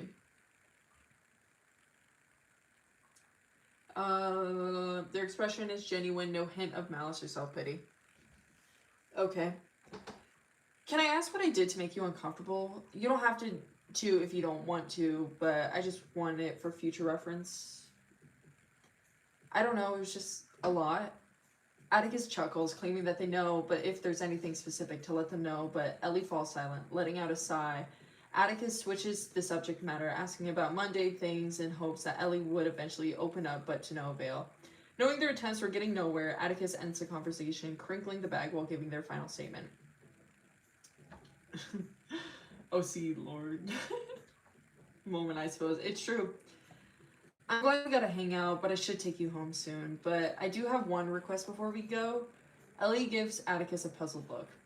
I know this get-together didn't really fix my mistakes, but I won't dwell on that. I know Milo is quite, loud. Atticus lets out a small giggle. Yeah, loud is one way to put it, but I really do care for him, and I can tell he really cares for you. All I ask is that you're straightforward with him. He can be quite dense, and it's part of his charm, really. I don't think he has a hateful bone in his body, so just try to be kind to him. If you ever get upset at him or anything, if he ever does anything you don't like, don't run. He'll only get more attached. How do you deal with him? I don't know, he's stubborn, but be straightforward, that's my best guess. He's stubborn for sure. I know, but I'm glad he's so passionate about what he likes. He's like an open book that won't close no matter how hard you try to push it all together. Ellie lets out a small huff of air in reply. You're stubborn too. I am? Totally, but in the complete opposite way. So closed off, so reserved, but determined to stay latched shut. I never know what you're thinking. Your resolve is strong. I don't understand you at all, and I can never live that way. I'm not you, though. Are they in 7th and 9th grade? No, so Ellie, Milo, and Arden are in 10th grade. Minze is in 11th, and Atticus is a senior. Do you expect me to spill everything to everybody? Absolutely not. It's part of what makes you interesting, I guess. So you don't have anything to hide? Who said that? Everyone has something to keep secret.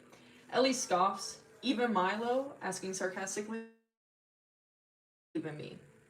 Looking back at the almost off-kilter, ominous response from Atticus, Ellie sees a genuine grin across her face, playfully placing their finger over their lips in a hushed manner. A quick gust of air blows from behind them, pushing their hair away from their face, revealing a scar over their left blinded eye. Just handing out diagnoses. Does Ellie get along with Atticus? Yeah. Atticus gets along with everybody. Ellie stares, but Atticus... Oh my god. Atticus quickly pushes their hair back into place, laughing. He would have a secret or two, wouldn't he? Ellie says, shifting more comfortably against the cold rock, a small smirk pulling unnaturally on their mouth. I guess you'll just have to find out what it is. Atticus says teasingly, more relaxed to mimic Ellie's new comfort. Another gust of wind blows against the two, Ellie shivering in the cool breeze. We really should get going. It's supposed to rain tonight. Really? I hate the rain. Oh, I hate Ellie. Ellie says, staring solemnly at the night cityscape. Atticus's face falls, almost confused at this outward animosity, but brushes it off. At least it felt like true honesty and comfort. Oh, yeah. This is okay. Wait, I did talk about the braid thing. So I'll do the lead up to it, skip over the braid thing, and then I changed the ending of it, okay? Everything's a metaphor. It's true. The rain is a metaphor. Woo! Leading up to winter break, the weather was becoming cooler. and more erratic. A light flurry of snow 1 minute then, and a full-blown blizzard the next, but almost consistently freezing. Meaning less business for restaurants. Nobody tried or even wanted to leave their house to begin with. What I mean? Hi, hello. Minze was disgruntled about his lack of tips recently, but it also meant he got to occasionally leave early. If his being and broken up, oh my god, son, Silent Hill and its metaphors. It's true. The fog. Yeah, I'm like drinking water, so I'm not a fucking chud while reading this. If his beaten and broken down car would even start up. He was notified by his counselor that his final was coming up for one of his classes and that he maybe had went to twice that semester, but needed to pass nonetheless. He was already too many credits behind. At this rate, he turned into a super senior, a fitting stereotype for him in my personal opinion. I did decide to add that. I'm sorry, I just had to say that. Have fun, everyone. Yawn. Hello. Yeah, thank you. Thank you so much for being here. Tension or something. We think. In his downtime at the diner, he tried to study his best he could, but once he finally got into the groove, large mittens bashed against the milkshake bar's counter. Hi, Minze! Holy shit. Startled by this loud bang, taking him completely out of his concentration, he looks up to see Milo, his face practically covered by his hair, hat, and a fluffy scarf, along with his plump frame covered in heavy snow gear. Why are you cosplaying the Pillsbury Doughboy? It's freezing outside, I can't even see the sign from across the street. Then stay home. No, we wanted to come see you. We? Mariah characters, do it. How long have you been writing this? Oh my god, since like October of last year. But I've had the characters for like 6 years. Behind Milo's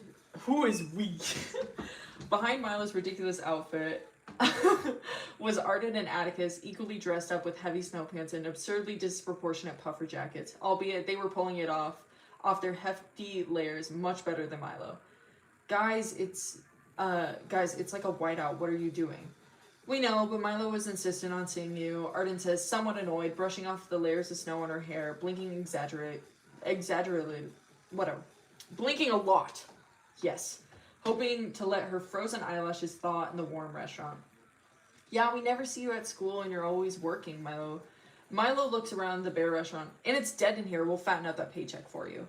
I'm sure Mommy's credit card will tip me well. Yes, sir, Milo says earnestly, entirely missing the jab at his unemployment.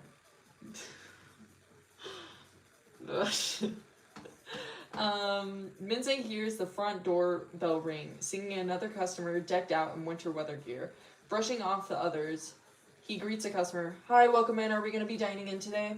Removing their face buff, Minze soon realizes that the new customer was Ellie joining the group. Taken aback by their appearance, his face contorts into a disgusted and confused expression. The last time he saw Ellie was at the park. He thought Atticus hadn't talked to them since that incident, but he guessed wrong, especially now since Atticus was helping Ellie unzip their bulky coat. Can we sit down? Milo states, pointing at the biggest booth lodged in the corner of the restaurant. Go ahead. Milo shuffles over, letting Arden follow behind a little bit, more gracefully. Minze turns his attention towards Atticus, continually helping Ellie undress, but soon enough, both of them walk to the counter. Who drove? Arden, I'm shocked her car could even make it up the side streets. It's so bad out there. You could have waited until I got home. I'm off at 8. But I want my usual. I would have brought it back. You know it doesn't taste as good when you don't serve me. I won't disagree. I'll get it started. Atticus begins to lead Ellie to the table, Minze shooting them a dirty look on their way over. I hate to say it. I fucking hate Minze. I hate this bitch. I hate him. Oh, shit.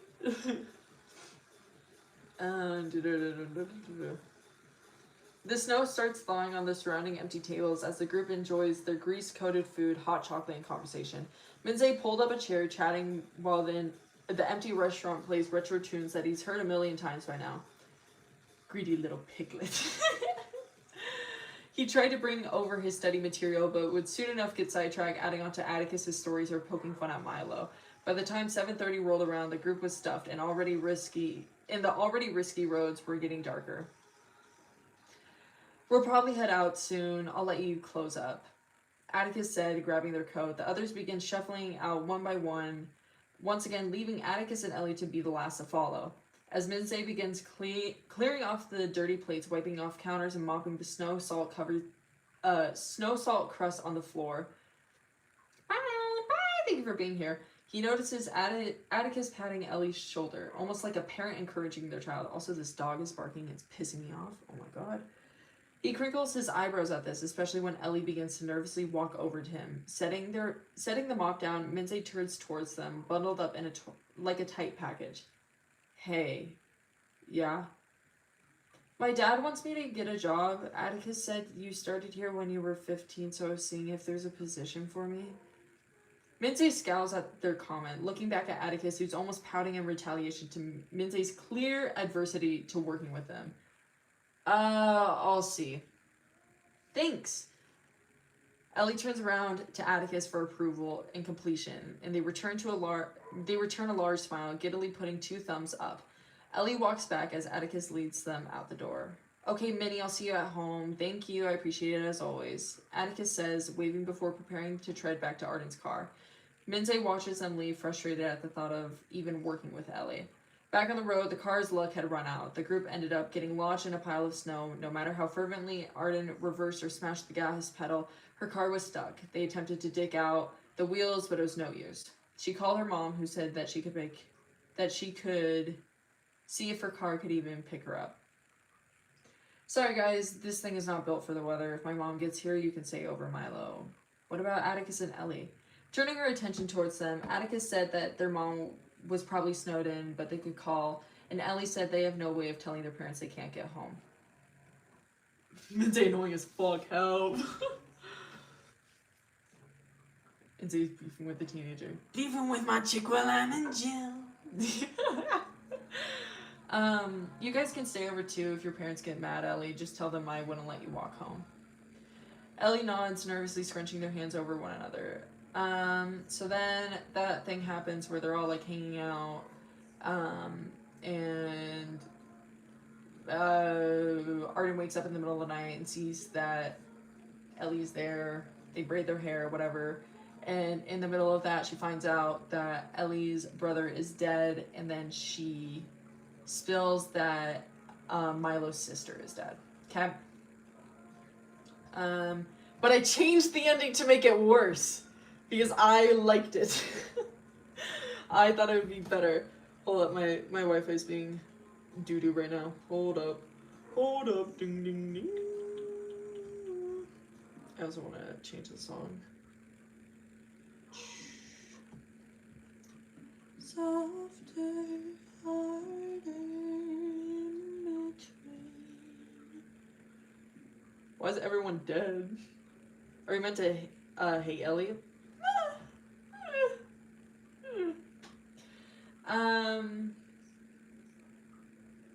Okay, sorry, I skipped the part. Okay, I read that. So this is when Arden's mom is dropping everybody off. The last passenger left was Ellie.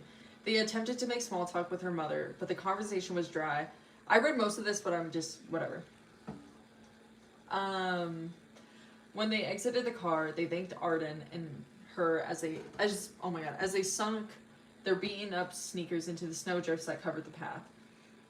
The car drove off on their way to try and get to Arden's car. The car drove off on their way to try and get Arden's car off the road. I don't care. It's fine. Trekking to the front door, the lock was frozen, but eventually the door opened. Eric gripped the handle tight, looking down at Ellie, his gaze strong and apathetic. They looked up, but soon enough lowered their head to their snow-covered pants and shoes. Ellie began stepping inside, but Eric huffed out air, stopping Ellie in their tracks. They sighed, looked behind them as they kicked off their shoes, undoing their pants and removing them, clutching their wet clothes in their right hand, their left pulling down the back of their shirt, staring at Eric for approval. His sharp gaze continued, but contorted into a smirk. They quickly walked inside, ducking their head, but felt a tug on their hair as Eric lifted up the now messy braid from his left hand, trailing his fingers and palms across it. Ellie scurried even faster, going into the bathroom, quickly locking the door behind them. Through the thin walls... Oh! Eek! Through the thin walls, they could hear Eric close the door as he sauntered to the front of the bathroom, his shadow visible through the crevice of the floor. He stood outside, cold and calculated. You smell different. I changed it instead of Quinn being a good mom. It's Eric being a terrible father. Salem's here. Salem, we're just reading, or I'm just reading, and people are listening. Hopefully, maybe. Now, what does rain/snow mean in the story? So rain just means mortality. Seems horrifying. So bad. After this is when Milo goes to Ellie's house when Ellie isn't there. Sickening.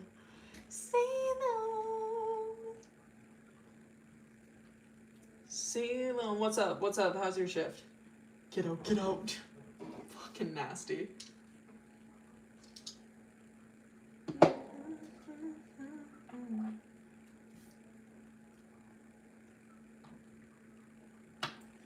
Bloke. Folk. He's actually repulsive. He's disgusting. Little story before my bedtime. Exactly. So done for, son. Boy. Okay. I think I'm gonna read the part where Milo goes... Have I read this before? Where Milo goes to Eric's, or like Ellie's place while they're not there. I don't think I have. But if I have, tell me, because then I won't. But you know, no. Okay. I don't think I have, but I remember talking about it with somebody, so I don't know. If you want to get your soul to heaven. Okay. Fuck it, I'm reading it. Straight bro, release him. True. Have you finished it? I haven't finished it. I have 55 pages down. So, as the holidays were creeping closer and closer, the finals overtook everyone's time. But soon enough, the semester was over. Milo was attempting to figure out what would be the best way to communicate with Ellie over the break, but every opportunity was shut down or inconvenient. He was growing more and more frustrated not being able to talk to them, so decided as a Christmas Eve present to make the journey to Ellie's house by foot. Carrying a basket of freshly baked pastries, he begged his mom to make the same morning. She always made it taste better than he could ever.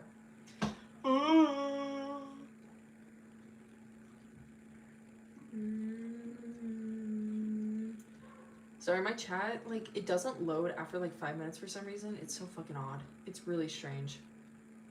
So...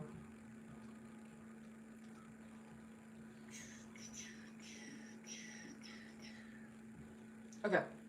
Than he could ever.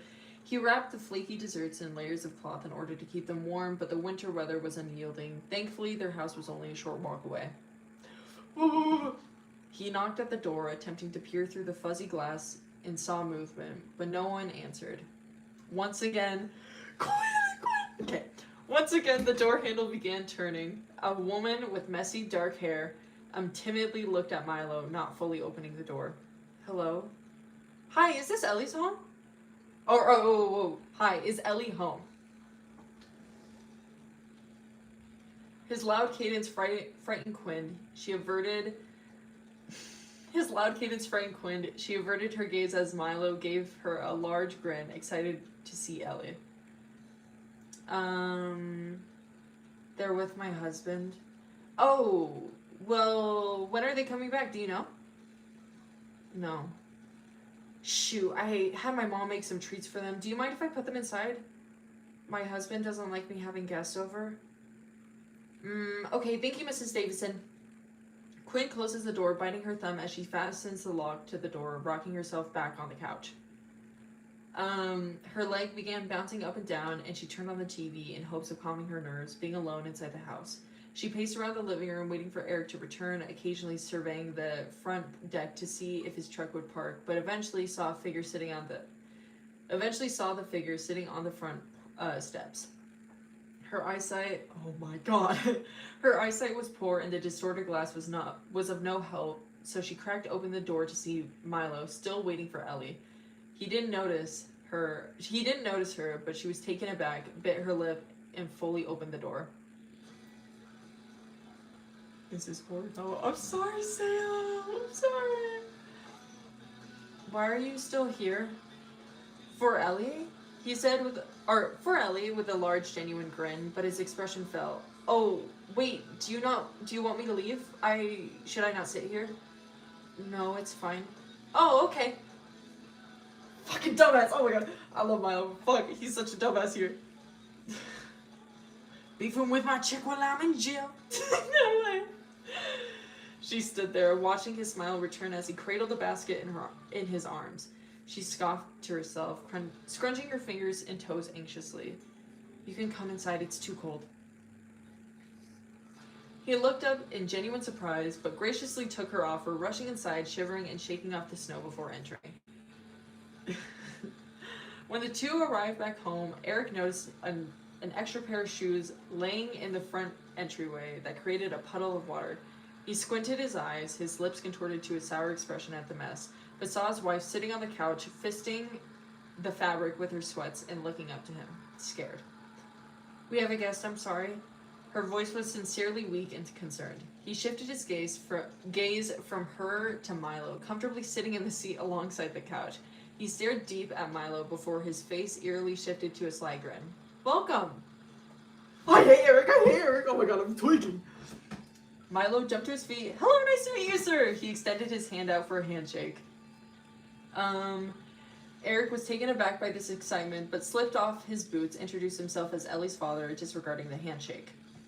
What a piece of shit! So why are you here? Oh, I wanted to see Ellie. Ellie? He arched his eyebrow. Well, they should be coming inside soon. They're a bit fatigued after working with me. He set down a camera, trailing his fingers across the lens. I really came at a bad time, I guess, he said, giggling, followed by Eric giving a hearty laugh in response. No, not at all. Our house is always welcome to Ellie's friends. Really? Thank you. Would you like to have some of the sweets my mom made? I can reheat them if you want. They always taste better warm. No need to do that. My Quinn can get them ready for us. She nodded her head, fixed the blanket laying on the couch, and quietly walked to the kitchen, Eric not even looking at her when she followed his request. Milo became slightly... Oh, what? Milo became slightly off-put, but tried to cover up the discomfort, laughing dryly. Oh, okay, thank you, he shouted from the living room, but no response. He tried to continue the conversation with Eric. So, what do you do for work? Does Ellie always work with you?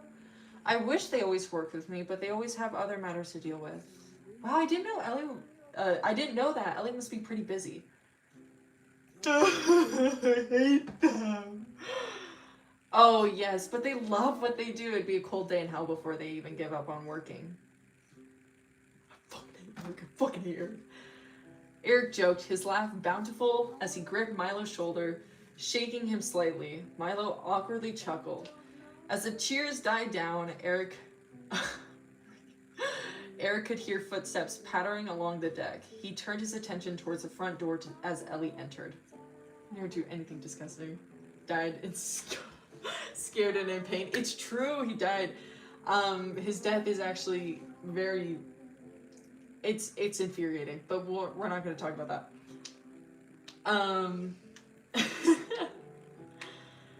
No.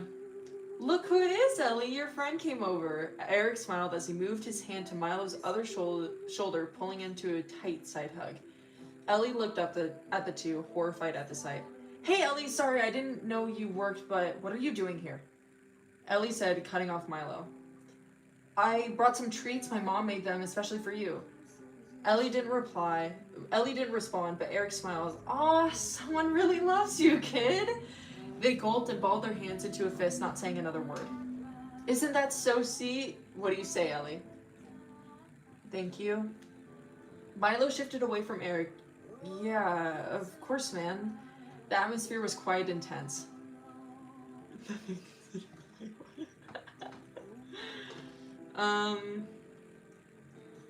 Well, I better get going. I hope they taste good. We can hang out after the break ends. You're not leaving, are you? We just got here. Oh, I'm sorry. Ellie just seems tired and I don't want to intrude. Don't worry about that. They love some good company. We'll be having dinner shortly. How about you stay? Really? Is that alright with you, Ellie? Ellie's lips quivered, turned their head away from the two, and released their tense fists. Yeah. For dinner, Quinn had put it together unseasoned canned peas. I love Quinn. Fuck, she's so white. Unseasoned canned peas, instant mashed potatoes, and heated up pork chops that were as dry as they could possibly be. Milo didn't want to be rude, so despite how unappetizing the plate looked, he swallowed every bite, attempting to finish the plate as fast as possible as the situation had grown even more uncomfortable while Quinn was preparing their meal. Milo asked if she wanted help making the meal, to which she didn't respond but looked at him rather confused, but Eric reassured him that he was the guest and to relax. Quinn, get behind me! Not even salt? No. No, nothing. Shots fired, dude.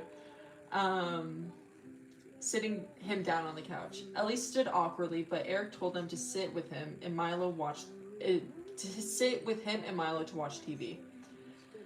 They tensed up, stating that they needed to use the restroom, beginning to walk down to the basement, but halted when Eric asked why would they go downstairs when the bathroom was on the first floor. I fucking hate Eric. I hate Eric. Ellie quickly walked back to the disheveled living room and sat on their seat, pinching their large coat tighter, ignoring Milo. Too spicy for this family. It's true. It's true. It's true. It's true. While Milo was hoping to talk to Ellie during this visit, it was more so him and Eric having a conversation. Eric would pat his back harshly, laughing uncontrollably hard at anything Milo said, asked him about school, his interests, his family, continually. Eric's posture became closer and more comfortable while Milo's followed suit. Milo would attempt to bring Ellie into the conversation, but their curt replies and Eric's sociable personality drowned out anything they said. Catching strays. We're talking about how Eric is a vermin.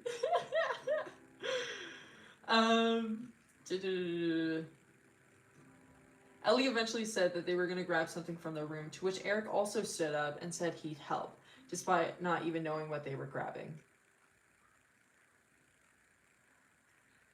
Milo jumped up, declaring he wanted to see Ellie's room, but Eric shot down that idea quickly, claiming that they always kept it unbearably dirty and told them to relax. I fucking hate Eric. I hate him. Disappointed, Milo slouched into the couch, but soon enough got bored of sulking and looked around the home. Yeah, get out of me head. Get out of me head, dude. Galaxy.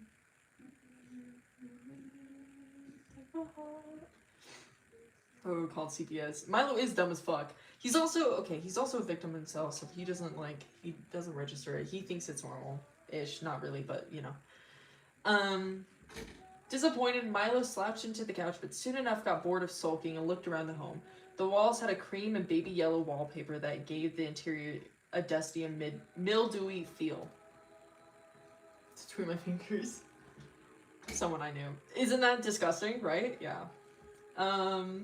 There were large boxes and clutter displaced throughout the living room and from what he could see in the hallway to the back door. It looked as if they had just moved in despite living there for the past few months. There were few items unpacked and it felt barren yet claustrophobic at the same time. He stretched his arms out on the couch, shifting himself deeper into the tattered cushions, but soon felt a hard object hit his tailbone.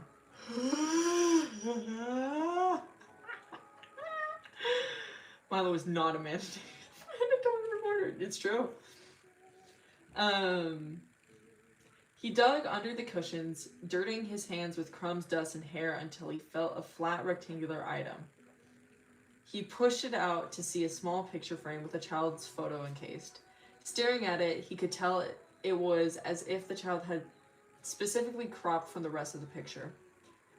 There were a pair of legs and a hand cupping him, but only his face was visible. Milo studied the photo and tried to see who it was, but couldn't tell. It looked somewhat like Ellie, but the child was about 3 or so.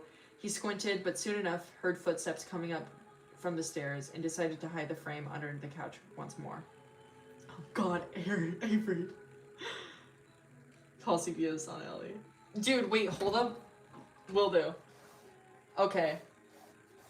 Okay, I'm gonna do Milo, Arden, Minze, Atticus, Baby. Let's just do those 5. Okay, who would call CPS? Atticus? Or, okay, it's either Atticus or Arden. Because Atticus has had CPS called on them multitudes of times, and I feel like if he talked to Ellie and like better understood the situation and how it would go, they would be apprehensive to call it. But Arden would.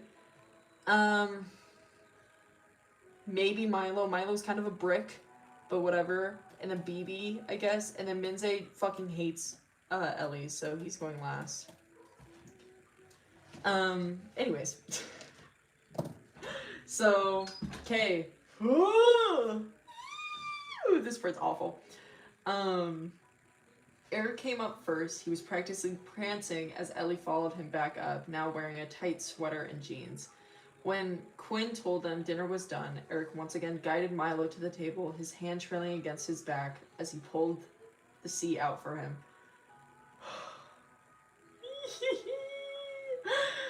Eric sat at the head of the table, Ellie to his left, Quinn to his right, and Milo beside her. The conversation between Eric and Milo continued between the bites as the other two sat and listened. Ellie playing with a pea on their with a pea on their plate, wouldn't even give a fuck. It's true, he wouldn't. He thinks CPS is gay liberal pussy shit. Like or support. Swirling it around with the prong of their fork. When Eric took note of I hate them. Hold up, I need a drink. Their pee on their plate, yeah.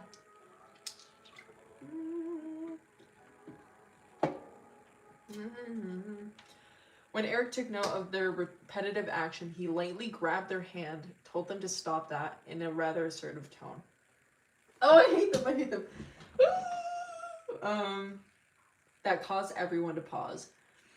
Eric eventually let go of Ellie for beginning to tug on their coat. Or their sweater, sorry. At the time, there was a part where they were wearing a coat. It's not there anymore. Tug on their sweater. You need to gain some weight, we're losing you. His comment was intended as a joke, further emphasized by his boisterous laughter, but only Milo gave out a small pity laugh in response. Ellie pierced the pea with her fork, placing it into their mouth before Eric ruffled their hair, giving an over-dramatic, "Good job." It's very different, true. Shaking my head. The rest went silent once more, no response to Eric's praise, by Ellie either, as they stopped their chewing. What, do you not like it? No. Then why do you have that look on your face? Eric's full gaze was shifted towards Ellie, his hands folded under his chin. What look? Ellie still averted Eric's gaze. A bad one, a really ugly one.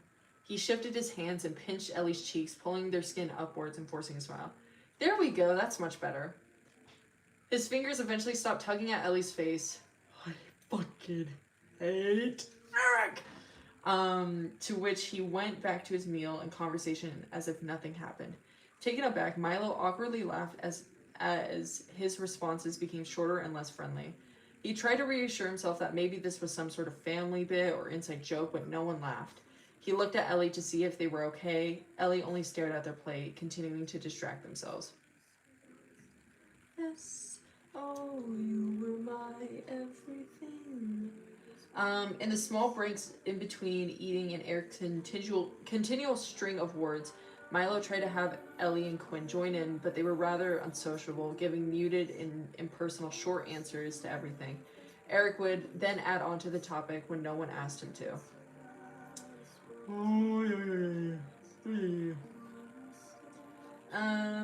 One of Milo's questions was about the house, asking about the lack of Christmas decorations, seeing that the holiday was tomorrow. Eric stated that they don't believe in Christmas. Milo was confused, but then realized they may have followed a different religion, and then immediately went to his sorries for assuming.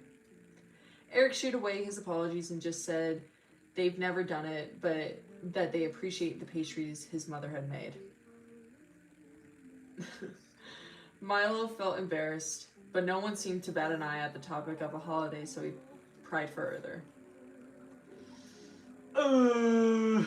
Bimbo reading Sylvia Plath, dude, that's so fucking funny. Wait, so Ellie, you've never gotten a Christmas present? No. That's so sad. Not really. Whatever, man, I originally came over to hang out, but we are going to be doing this friend gift exchange on the 28th. You should totally come. Eric butted in. A gift exchange? Sounds fun. You should go. I don't know. But Ellie, you've never gotten a Christmas gift. Ellie didn't have to reply and stuck a pea in their fork once more, or stuck a fork, whatever.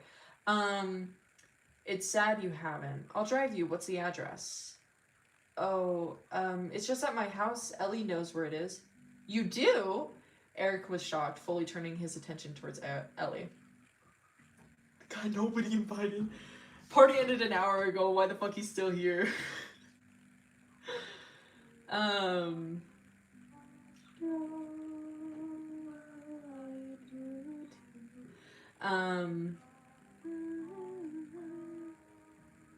Their eyes widened, freezing their entire body. I don't remember. Milo interjected, I'll just write it down for you. Eric smiled at him, told him that work, but also this interaction that, oh my god, can I fucking speak? Eric smiled at him and told him that work, but after this interaction, the table fell completely silent for the first time. Oh, I hate this part. The entirety of his stay, Milo wanted only to talk to Ellie and have Eric pipe down, but now that he had, the situation had almost become distressing. He scraped his brain, not brains. We know Milo does not have more than one. Maybe two very small ones. Very smooth as well. For anything to say, and said the first thing that came to his mind. Oh, I hate Milo. Oh, yeah, there's like a picture frame on the couch. Who's in it? The silence only grew more apparent. No sound of the fork scratching the plates, chewing, or even breathing. Milo felt his heart sink. What picture would you be talking about? Milo, shut the fuck up! Eric said after the prolonged silence, his face curling into an even larger grin than previous. Eric by Mitzi in the background. Yeah? Oh, it's like a kid. I just didn't recognize who it was. Milo stared at Eric, terrified, but soon Quinn dropped her fork, clinking it against the floor. He turned his attention towards her, who had now had her hand cupped over her mouth, shaking and quietly trying to muffle her whimpers. Milo grew even more guilty. He didn't even know what to do. Of a wet fart. He genuinely is so fucking dumb. I love him though. Oh god, I'm so sorry. I shouldn't have mentioned that. Here, take this. He folded up his napkin and passed it to Quinn to prevent her tears from falling down her face. She didn't take it. The last person to tell the secret too. He does keep a secret. Well, never mind. He actually doesn't. But whatever. I was gonna say he keeps a good one. I guess he really does in the end. But like whatever. God, what that's sad.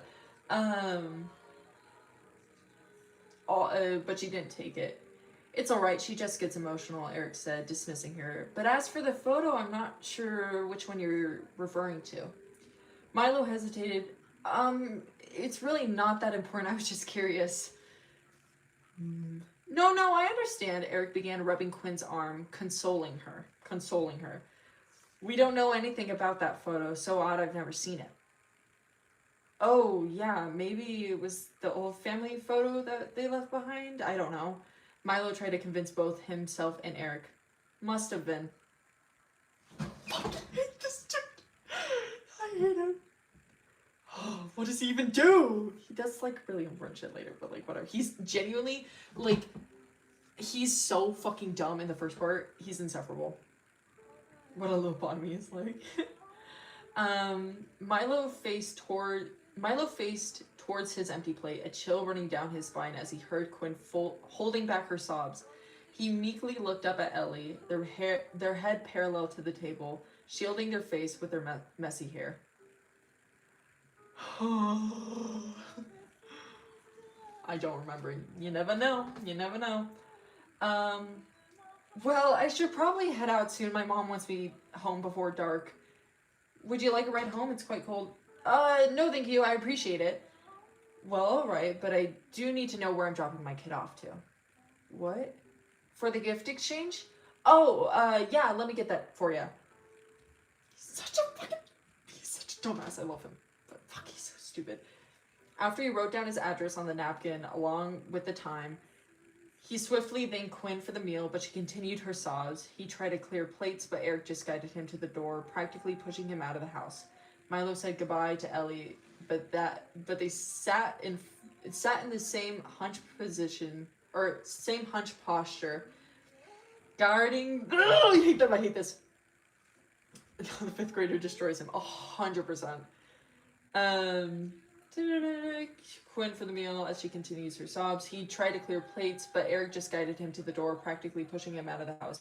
Milo said goodbye to Ellie, but they sat in their same hunch position, guarding their face, and didn't reply.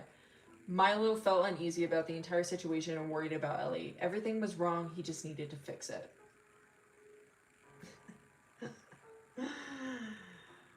Milo's a fucking... He's a dumbass, okay?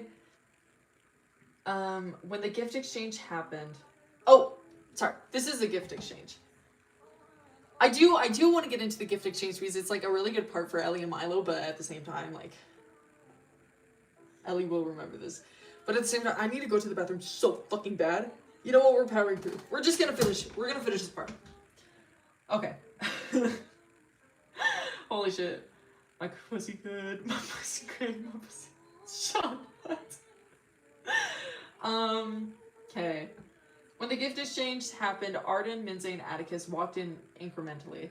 They all had various bags and boxes labeled with each other's names that Milo's mother put under the tree. Minze immediately searched through all of them, looking for his name, to which Arden commented on his greed. Seeing that his birthday was just the day prior. Fucking greedy. Oh, glutton, gluttony. That's all he does. Didn't you literally just get presents yesterday? Well, we're starting soon, right? I'm just getting my stuff ready. Arden rolled her eyes at his arrogance and impatience. He copied her action, but soon focused on Milo and Atticus, who were conversing. So, are we ready or what? Milo turns toward him, but he bit his finger nervously. Ellie might be showing up, I'm not sure though. Ellie? Minze's face dramatically dropped at the mention of them, but Atticus walked over. Sorry, there's cat hair everywhere.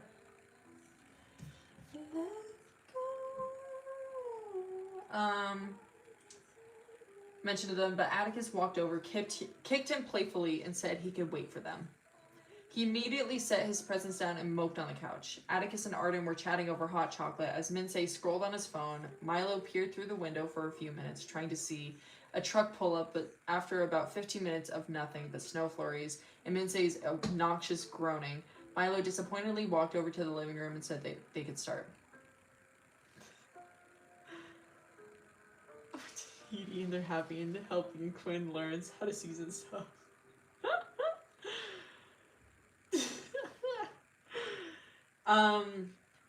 Are you sure? Dude, I didn't realize how many times I said, are you sure? Are you sure? Elliot still isn't here, Atticus inquired. He reassured them and said that they could start. Ellie probably wouldn't come. Of course, Minze eagerly began ripping into his presents. Fuck this bitch. Fucking hate my characters. Throwing tissue and wrapping paper around him, the rest watched as he quickly tore open his gifts, but Milo was more focused on the door, trying to see if Ellie would arrive. But to no avail, everyone had already unwrapped their presents, shared hugs and thanks, but one small box was still underneath the tree. By the time everyone had left, it was nearing dark, yet Milo still occasionally peered out the window. He solemnly gave up, picking up the trash, cleaning dishes, and walking back to his room to get ready for bed.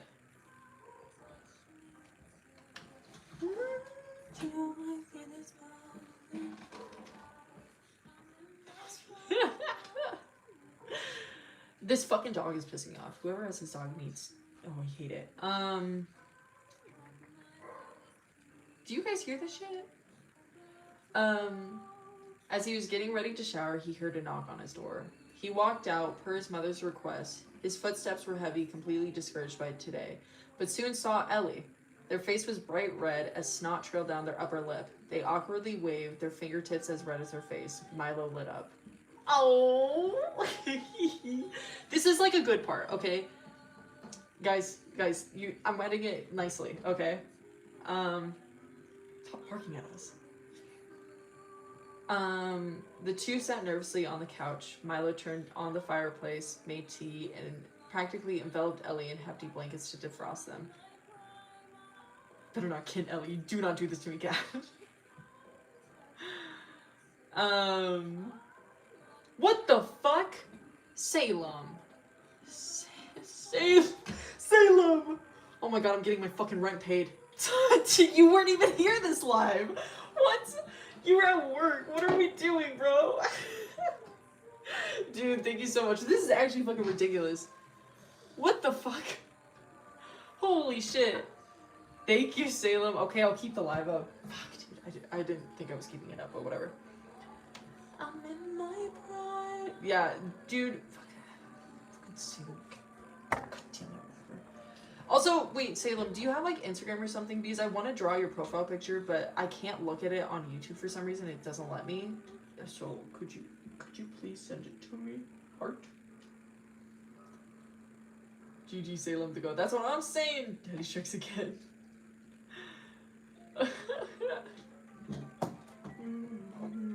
Thank you so much, bro. Oh my god.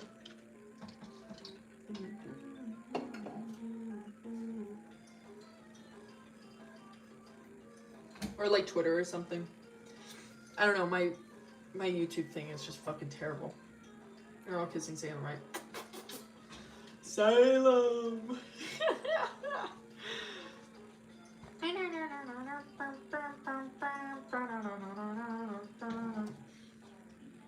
I'm gonna change this song real quick. Back in my head, it's just paper dolls, paper dolls. Thank you, thank you, thank you. Okay, let me continue on.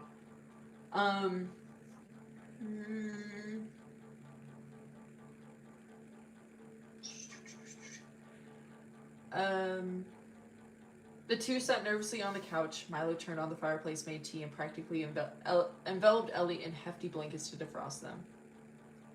Alpha Rich CEO and Kaz Wyatt. Dude, please do it. Holy shit, that'd be so heat.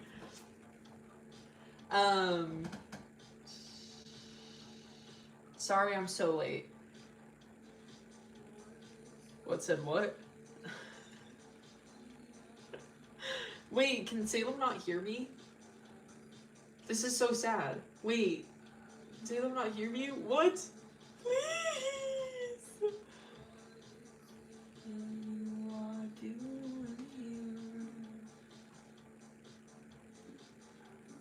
Let's see if my chat is gonna work actually.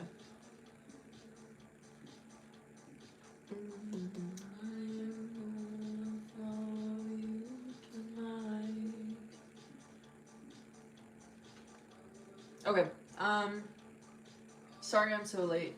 No, you're all good. I honestly wasn't expecting you to come. And it's loud as fuck. Fog!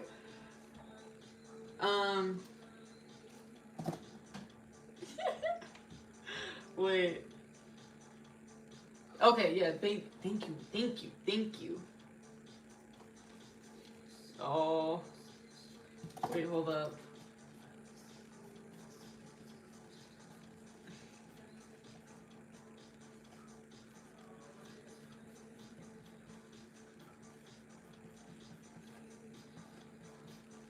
There we go.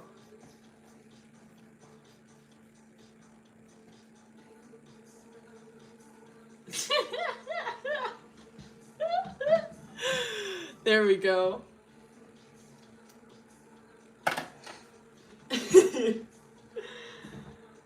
Okay.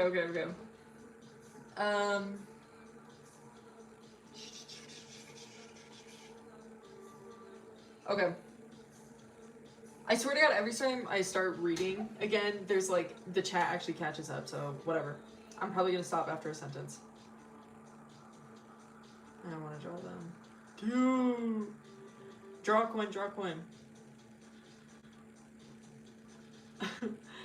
No, you're all good. I honestly wasn't expecting you to come, Milo said, trying to be nonchalant but failing miserably as excitement practically exuded off of him. I just got lost, but I wrote down my address. My dad has it. Poor Milo, I love dummies. Milo decided not to push any further, as the last time he did, it ended terribly. Nonchalant dreadhead, true! Oh, yeah, the gift. Let me go get it for you. I didn't bring one. Don't worry about it. I don't need gifts. He passed the nonchalant dreadhead, real? He passed the package to Ellie. It was covered in bows in hopes of disguising the terrible wrapping job, but it was very apparent how badly Milo wrapped the gift. Milo sat down next to Ellie again, enthusiastically waiting for them to open it. Ellie tenderly pulled off the bows and unwrapped the white box. He looked up Milo confused, but he beckoned them to open the box. Inside was a small flip phone. Oh, this part is so cute. Do you like it? It was kind of last minute. Wait. Go back and rewatch it. I'm keeping the live up. Tell them, I'm keeping the live up. Salem. Okay. Okay, wait. Inside was a small flip phone. Do you like it? It was kind of a last minute decision. I didn't know what you wanted, but we can talk on it and stuff. I mean, only if you want. There's not much else to do with it. Sorry. I didn't have much to splurge on, and I think it should work. I haven't really tried to use it, though. Milo's rambles continued on, nervous and excited to see Ellie's reaction, but they didn't say a word. Oh, am I talking too much? I'm sorry. No, I fucking hate Milo. I love him. They didn't say anything. He grasped at his jeans. Ooh. He grasped at his jeans anxiously, realizing he messed up again, but suddenly heard a sniffle.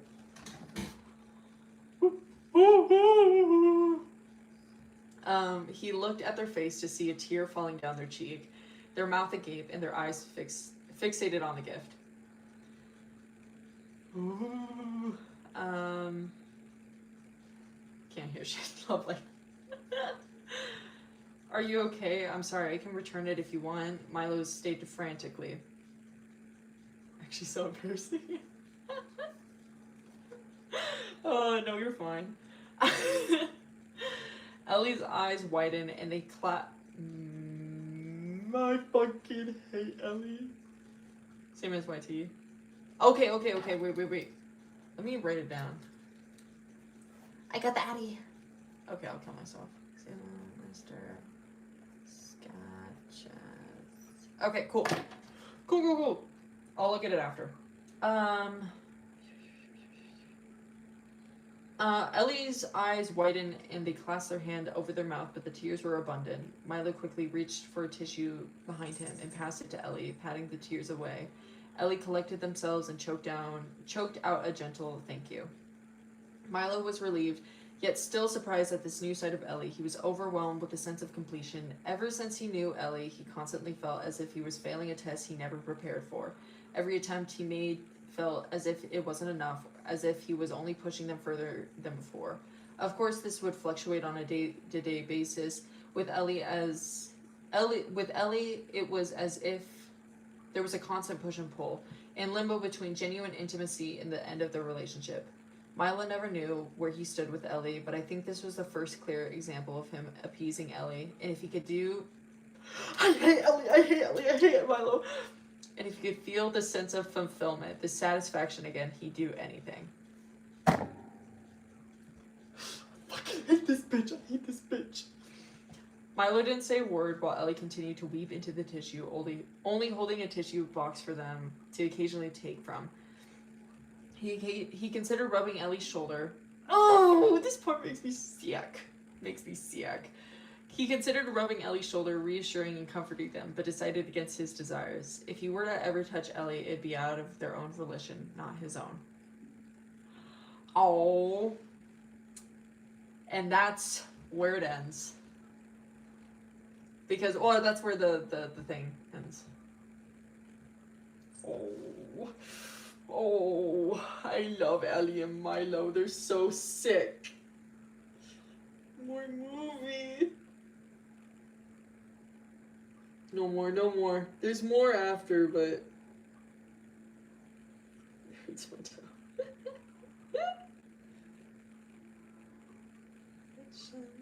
Okay, but yeah, I'm gonna go get off because I haven't done anything today, really.